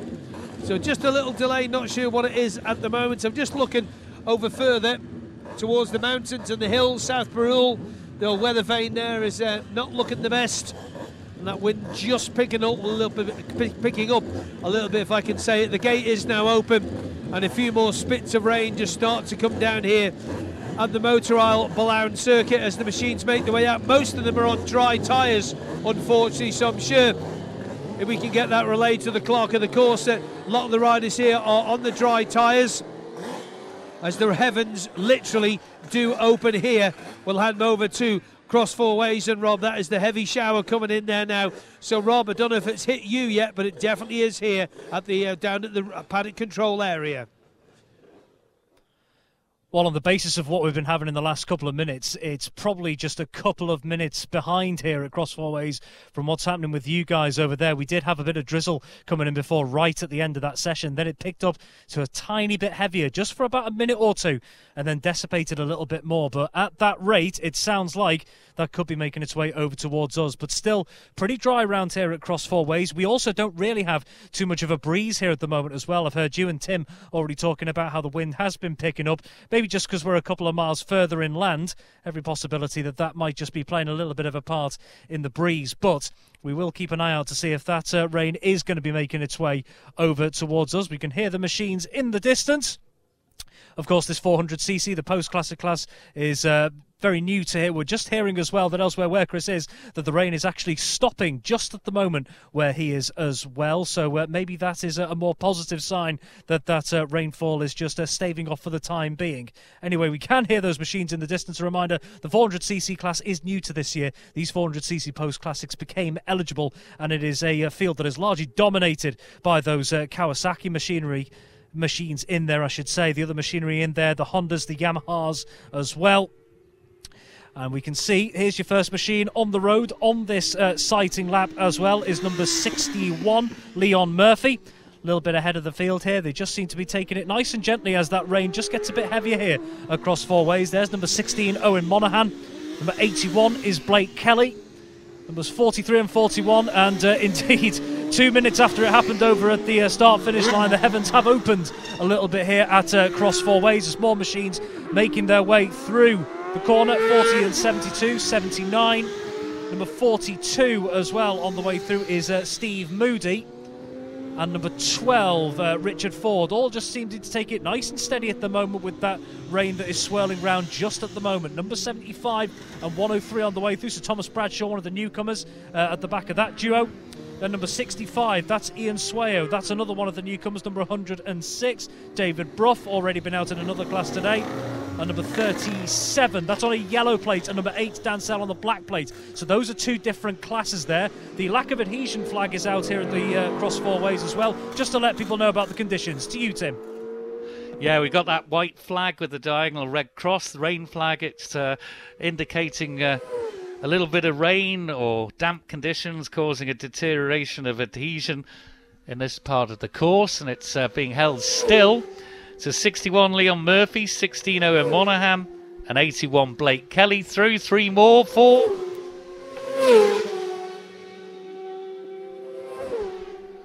And that was 41 Radley Hughes, 2 Alan Oversby, 43 Dale Brew, 102 Wayne Avis, and 40 Barry Davidson through. There's 79 Ashley Robson, 2 together, 42 and 72 Steve Moody and Shelley Pike. As the train comes through now from Castletown heading to Port Erin. And a little peep as well for the Southern 100 officials and spectators here.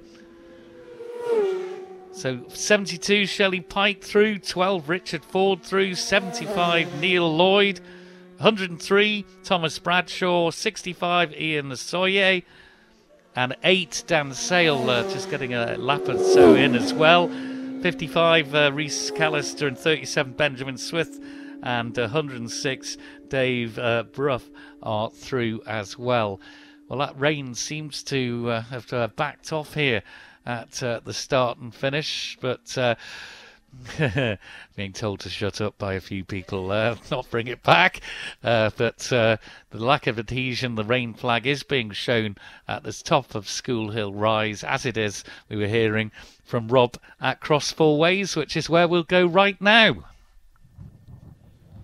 Indeed, we've just picked up a little bit of a breeze, but as you say there, Tim, that rain that we did just have on that first lap, the lack of adhesion flags do remain out here at Cross Four Ways, but that brief little shower we had does just seem to have eased off for the time being, so a chance for a first flying lap of this session. Just looking on those standing start times, if you like, just the one under 3 minutes, and that was number 61, Leon Murphy. First on the road this time is number 16, Owen Monaghan, followed by number 41, Radley Hughes, and number 2, Alan Oversby as well. So a little bit of a change in the order at the front. Here's number 81. That is Blake Kelly. 3 more machines, numbers 43, 40 and 102 as well. So Wayne Avis at the back of that little trio as well. So just a little bit of a change at the front of the order at the moment. Next 3 machines, it's across 4 ways. Numbers 79, 42 and number 12, Richard Ford as well. And number 72, just a couple of seconds further back here, is Shelley Pike on the 400 Honda, the RVF. But the field just a little bit more spread out on this latest lap as well. As we mentioned, if you missed it before, that rain has subsided here at Cross Four Ways. It's number 75, Neil Lloyd on the Lloyd's Racing Honda, makes his way through Cross Four Ways here. So the field much more spread out, as we can see the next machine in the distance. That's the 125 machine of Dan Sale that's been given dispensation to go out in this session. Not part of the same class, of course, but didn't get out on the 125 last night, did Dan Sale. There's number 103, Thomas Bradshaw. To you, Tim. Yeah, we're going to see the first recorded times, 3 together. Quickest of them was the one in the middle, Alan Oversby, number 2, 84.652. Number 41, Radley Hughes, 84.043. Number 40, Barry Davidson is third at 82.522. 16, Owen Monaghan is, he's gone down to fifth because Richard Ford has slotted himself into third place. Bike number 12, 82.932. Monaghan, 81.163, is in fifth place. Bike number 16. Sixth, 42, Steve Moody. Seventh, number 79, Ashley Robson. 8th, number 102, Wayne Avis. 9th, number 43, Dale Brew. 10th, number 75, Neil Lloyd.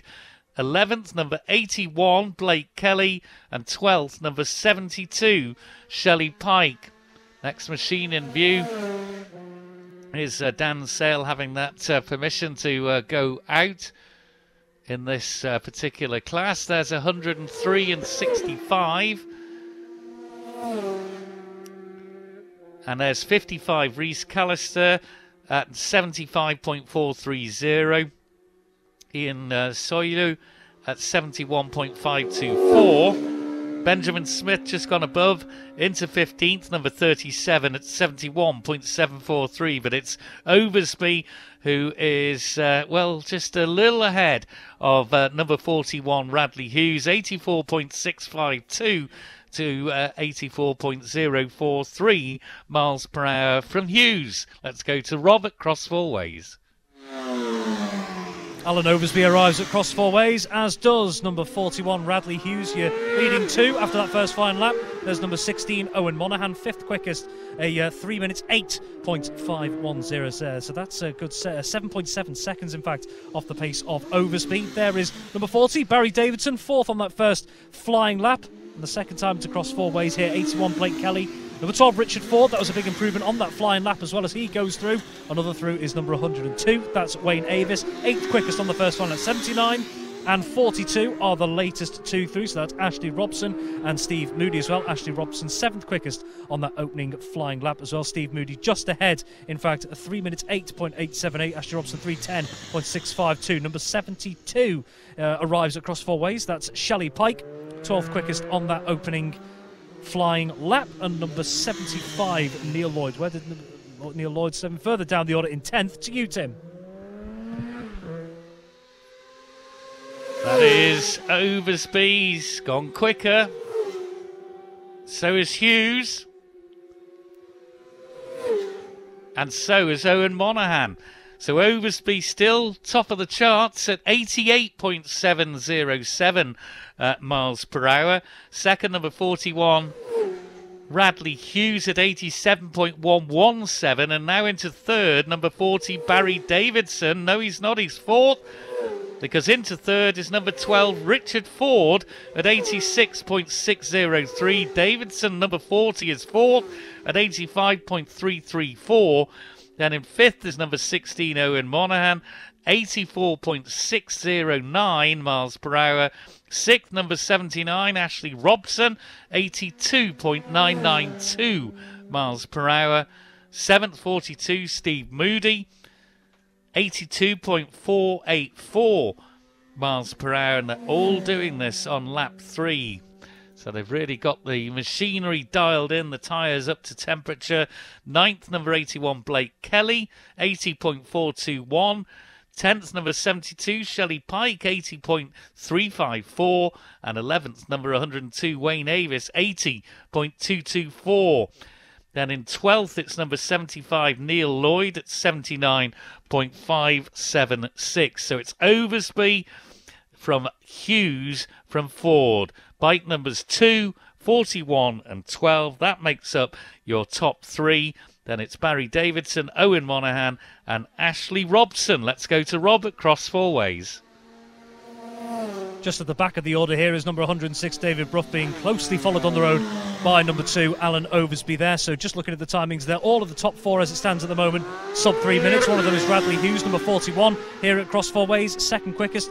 3.1 seconds back on Alan Oversby as it stands at the moment. There's number 16, Owen Monaghan, just outside sub 3 minute time. So 3 minutes exactly, 0.831 is Owen Monaghan's time at the moment. Here is number 40, Barry Davidson, 2:59.296 was the last lap that Barry Davidson managed. And number 12, Richard Ford, making up the top 3 as it stands as well. 4.192 seconds off the pace of Alan Oversby at the front. Looking a bit further down the order as more machines start to arrive. Here's 81, Blake Kelly. Number 43 is there, Dale Brew. 102 and 79, so Wayne Avis and Ashley Robson back round again. There is another 125 machine as well circulating in this session we didn't pick up before. Number 55, Rhys Collister, who got out in the actual 125 post-classic session before.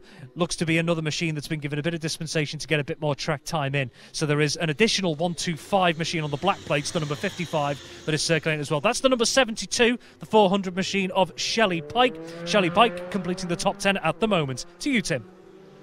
Yep, Oversby's through, and 1 minute. In fact, the checkered flag's out, so only Oversby and Hughes have got the option of a lap 5. Oversby through at 89.021. Radley Hughes 87.117, but both putting Oversby was quickest on that lap. Richard Ford, in fact, now number 12 has moved up into second position at 88.242 miles per hour. He's achieved that on that last lap. Oversby and Hughes have the chance to go further, and they're all setting, apart from Radley Hughes, their quickest laps on this fourth and what will be final lap for most of them. Fourth is 40, Barry Davidson. Fifth, number 16, Owen Monaghan. Sixth, number 79, Ashley Robson. Seventh, number 102, Wayne Avis. Eighth, number 42, Steve Moody. Ninth, number 43, Dale Brew. 10th, number 72, Shelley Pike, who's just gone over the line now as another machine comes into our sights here. And that is 75, Neil Lloyd. Quickest time for Neil of 80.269 in 12th position.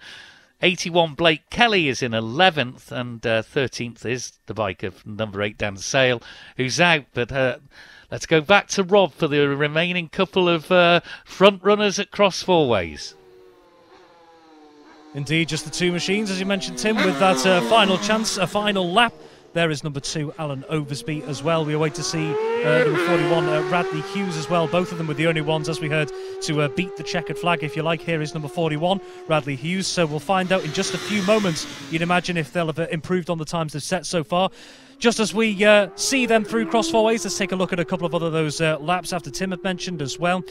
Still coming through on that 1.25 along like the likes of Dan Sale, number 8, number 55, Reece Collister, who came through here a few minutes ago. Number 37, Benjamin Smith, as we mentioned earlier, is on one of the yellow-plated machines, another one to get dispensation on the way out. We're also awaiting the latest newcomer times of Ian Swayo, number 65, who'd gone 16th fastest on the previous flying lap, and also Thomas Bradshaw, the number 103 outfit on the 400 Kawasaki as well. A little bit further down, number 106, Dave Bruff, didn't get out for an extra lap. He came in at the checkered flag as well. In fact, Thomas Bradshaw has actually just gone quicker than Ian Swayo, so one newcomer jumps above the other. Number 103, Thomas Bradshaw, moving into 16th at the checkered flag, ahead of number 65, Ian Swayo, I should say. In the meantime, back to you, Tim.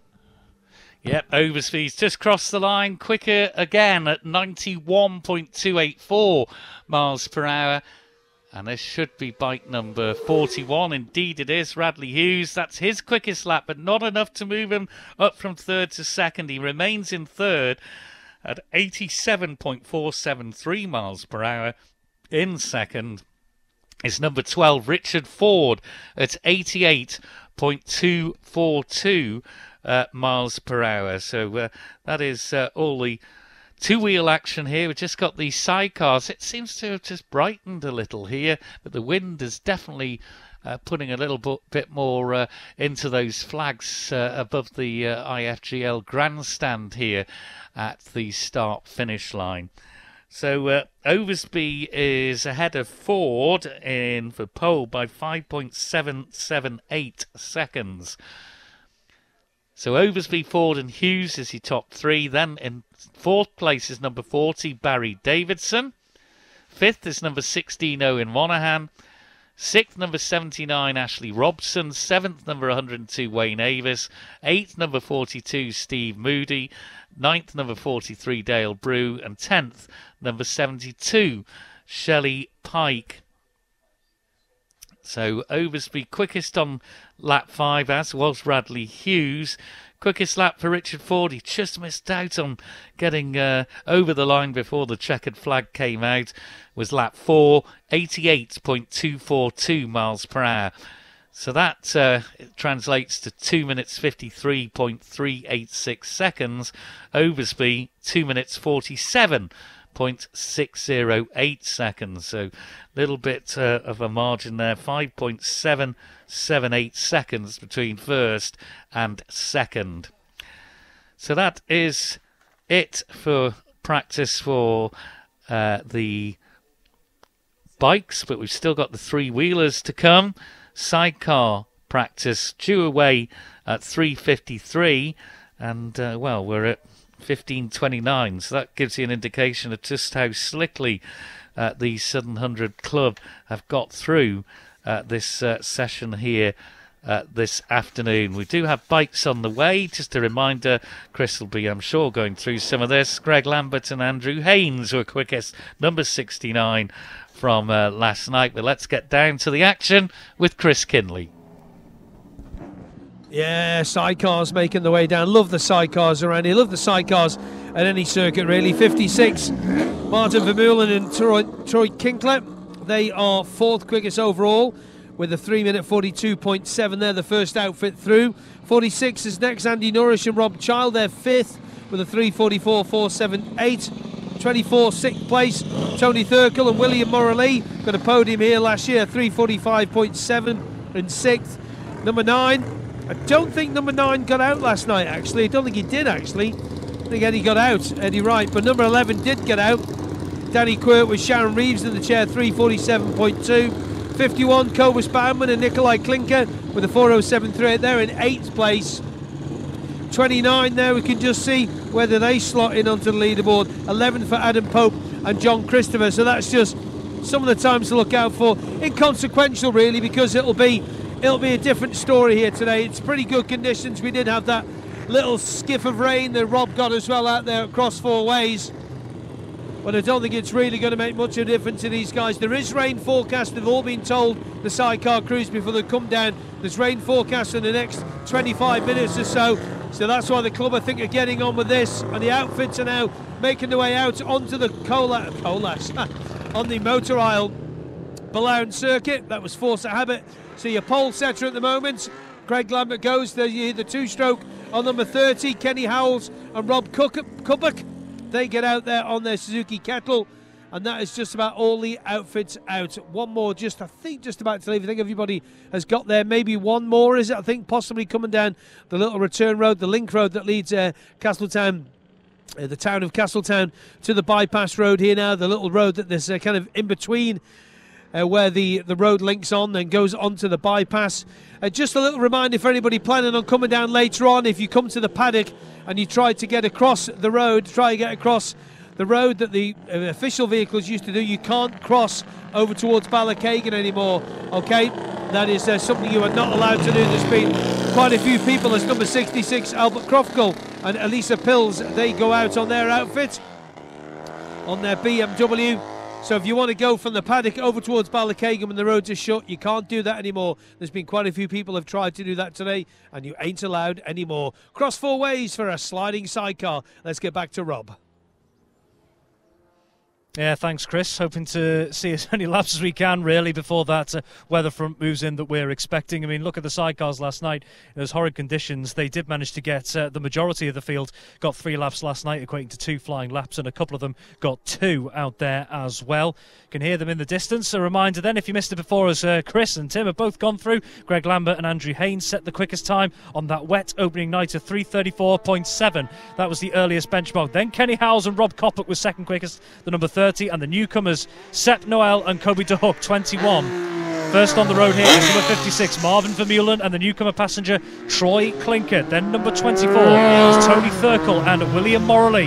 Number 46, Nourish and Child, and then 11, Danny Quirk and Sharon Reeves. Weren't quite towards the sharp end of the times where Danny Quirk and Sharon Reeves yesterday, as number 51 comes through, Cobus Bauman and Nikolai Klinker as well. So those are your first set of sidecar machines through Cross Four Ways this afternoon.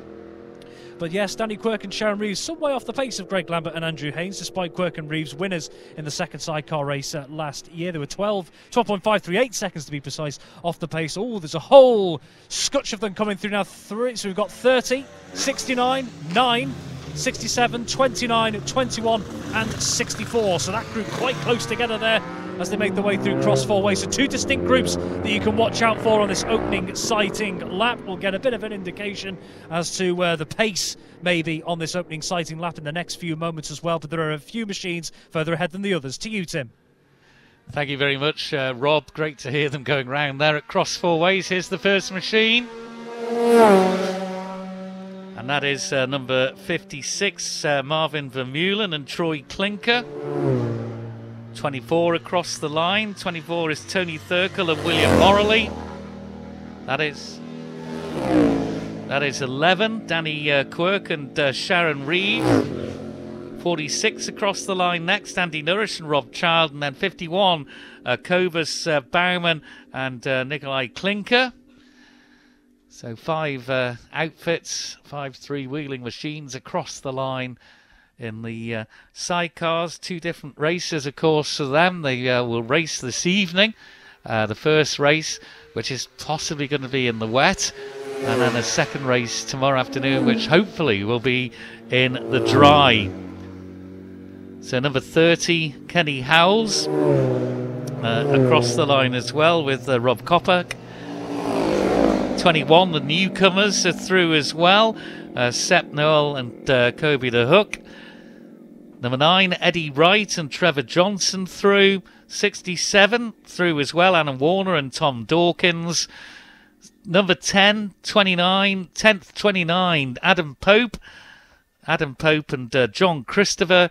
And 11th through here was 64, Juan Christian and Julie Hardesty, the newcomers from Folkingham. But as Chris Kinley said last night, it was a very Manx-sounding driver, that Juan Christian. But no, lives down in Folkingham with Julie Hardesty there. They're on that Norton. So we've got 11 machines to get to Cross Four Ways now with Rob Pritchard. So the quickest time from last night, is 44 seconds off the pace of the sighting lap already set by Marvin Vermeulen and Troy Clinker. You can hear just going past us across 4 ways there, so opening up a little bit of a gap to the rest of the field on this first flying lap, if you like. Then there's Tony Thurkel and William Morley. One of the 2 to go sub 3 minutes on that sighting lap. Then number 11, Danny Quirk and Sharon Reeves. They were 3 minutes .670 on that sighting lap. Next up, number 51, Cobus Baumann and Nikolai Klinker. And number 46, Andy Nourish and Rob Child. So yeah, just a reminder, just 2 outfits under the 3 minute mark on that sighting lap. They were Marvin Vermeulen and Troy Clinker first on the road, 2:49.214, and then Tony Thurkel and William Morley second on the road, 2:56.066. Danny Quirk and Sharon Reeves also through cross 4 ways, and Andy Nourish and Rob Child also through cross 4 ways as well. Cobus Baumann, Nikolai Klinker fifth on that sighting lap as number 69 Greg Lambert and Andrew Haynes make their way number 30, number 21 as well. Now number 69 Greg Lambert and Andrew Haynes didn't register as completing their first lap, so I wonder if they stopped on the first lap. To you, Tim. First machine comes over School Hill Rise. That is Vermeulen and Clinker, and 81.145 miles per hour compared to 71.233 last night. Danny Quirk and Sharon Reeves have gone quickest, 81.459 miles per hour ahead of Vermeulen and Clinker. 24, Tony Thurkel and William Morley in third at the moment at 80.876. That's 51, Cobus Baumann and Nikolai Klinker. And 46, Andy Nourish and Rob Child on that Nourish Westlake. They've gone through as well and are showing in 6th position. In 5th position, I should say. 3 more machines in view.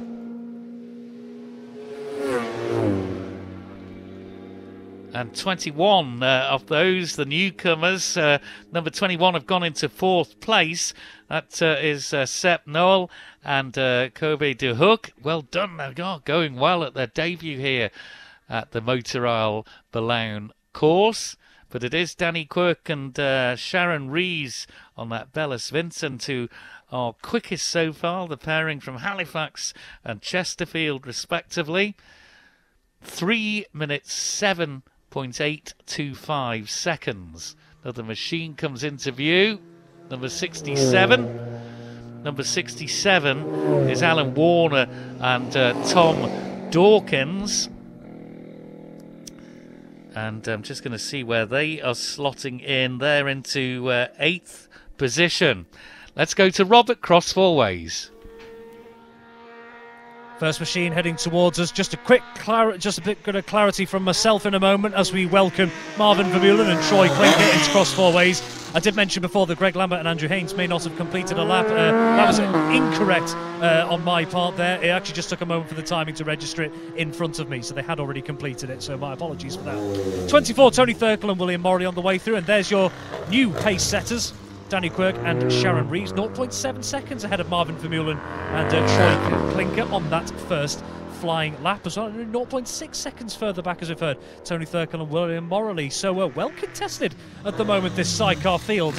Number 51 of Cobus Baumann and Nikolai Klinker on the way through, 6th quickest on that first flying lap.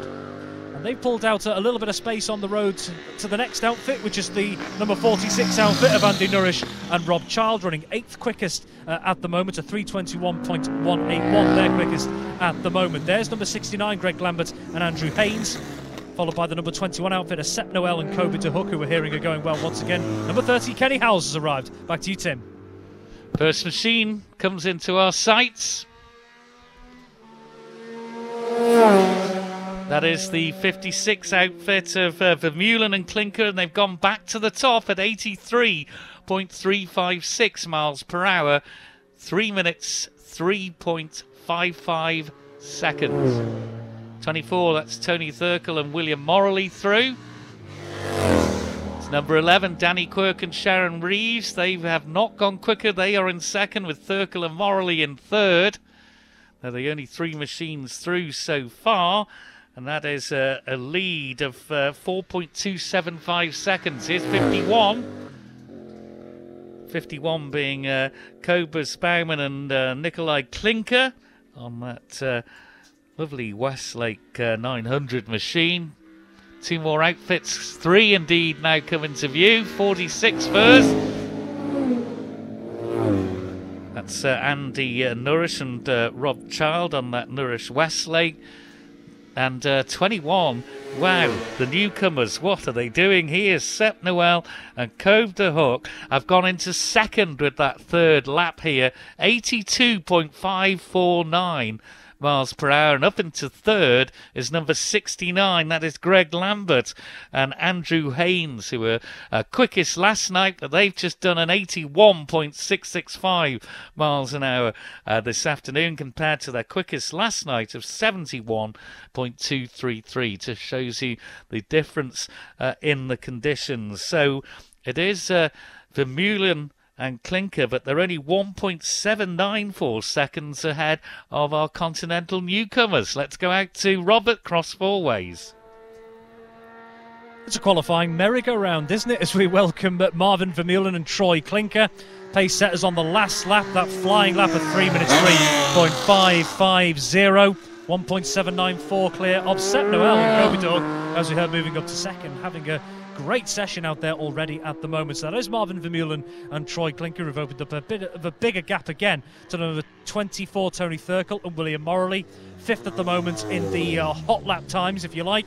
There's number 11, Danny Quirk and Sharon Reeves as well, just starting to catch Thurkel and Morley a little bit on the road as well, so maybe they've just opened up the taps a little bit through Cross Four Ways on the way towards Church Bends here. But this is just such a difficult one to call, isn't it? This sidecar session. All just seem to be finding their groove at different intervals as the latest machine drops down into the dip, starts making their way towards the Cross Four Ways for braking, under braking I should say, Cobus Bauman and Nikolai Klinker as well.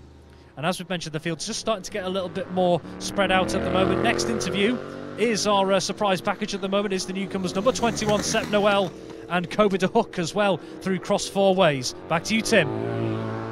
1 minute board's out, but it's going to be taken in any minute and replaced with the checkered flag. It's our first machine into view. And that is 56, and they've just sneaked in and have the option of a fifth lap here to Marvin Vermeulen and Troy Klinker on that Vermeulen Triumph. Second machine to now take the checkered flag.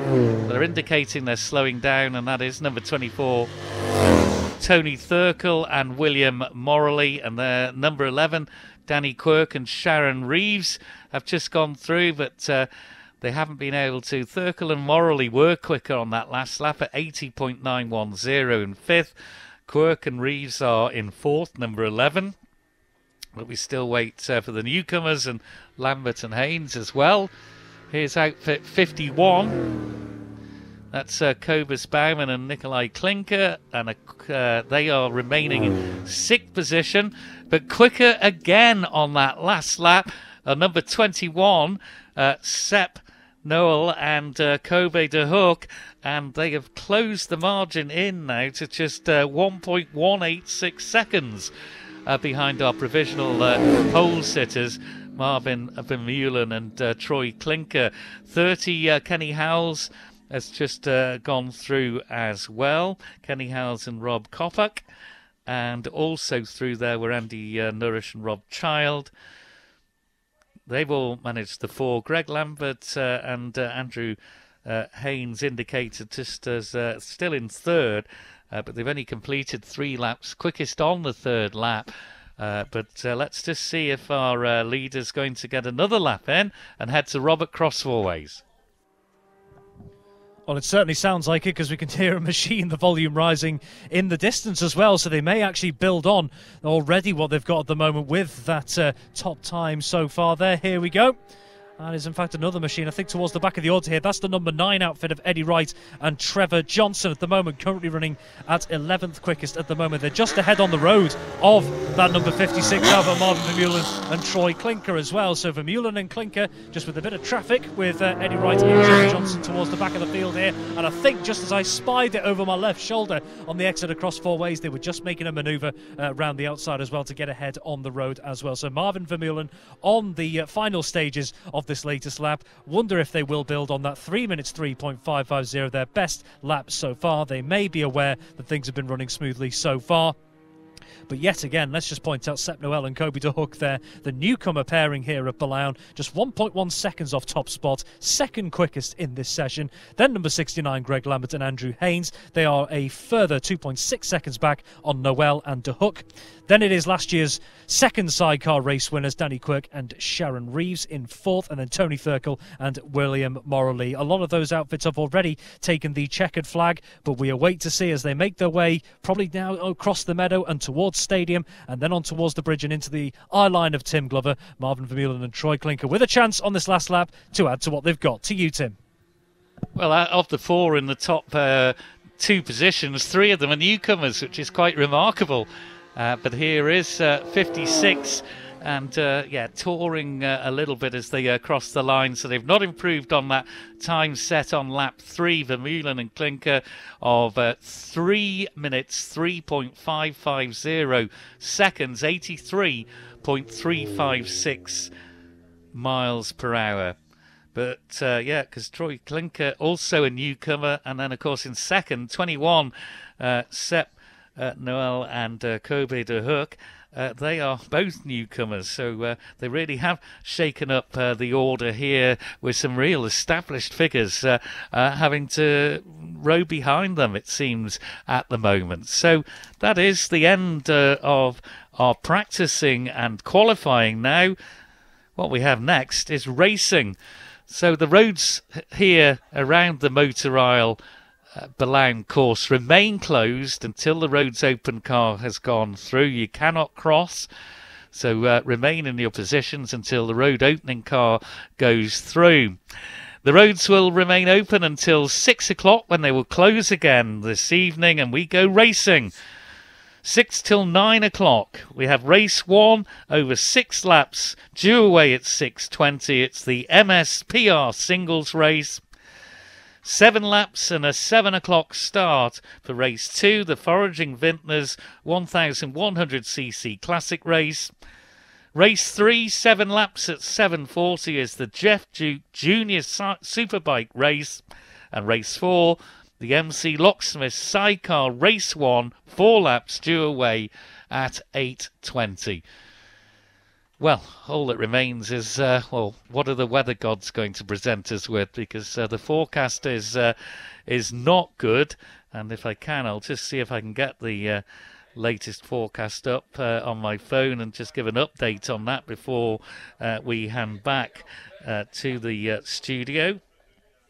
And I've got that now. It was last updated at 10 o'clock, so it did say back then, rather cloudy today with bright intervals. This is the worrying bit. Persistent and quite heavy rain will develop late in the afternoon and this evening, and the moderate or fresh south or southwest winds will increase fresh to strong later. So that is the forecast. It's certainly windy. We've had a couple of sort of sprays of rain, really. One was a little bit heavy. There are spots on the window. Well, it'll be what it'll be, but we will be back on air at 6 o'clock. In the meantime, let's hand back to Broadcasting House.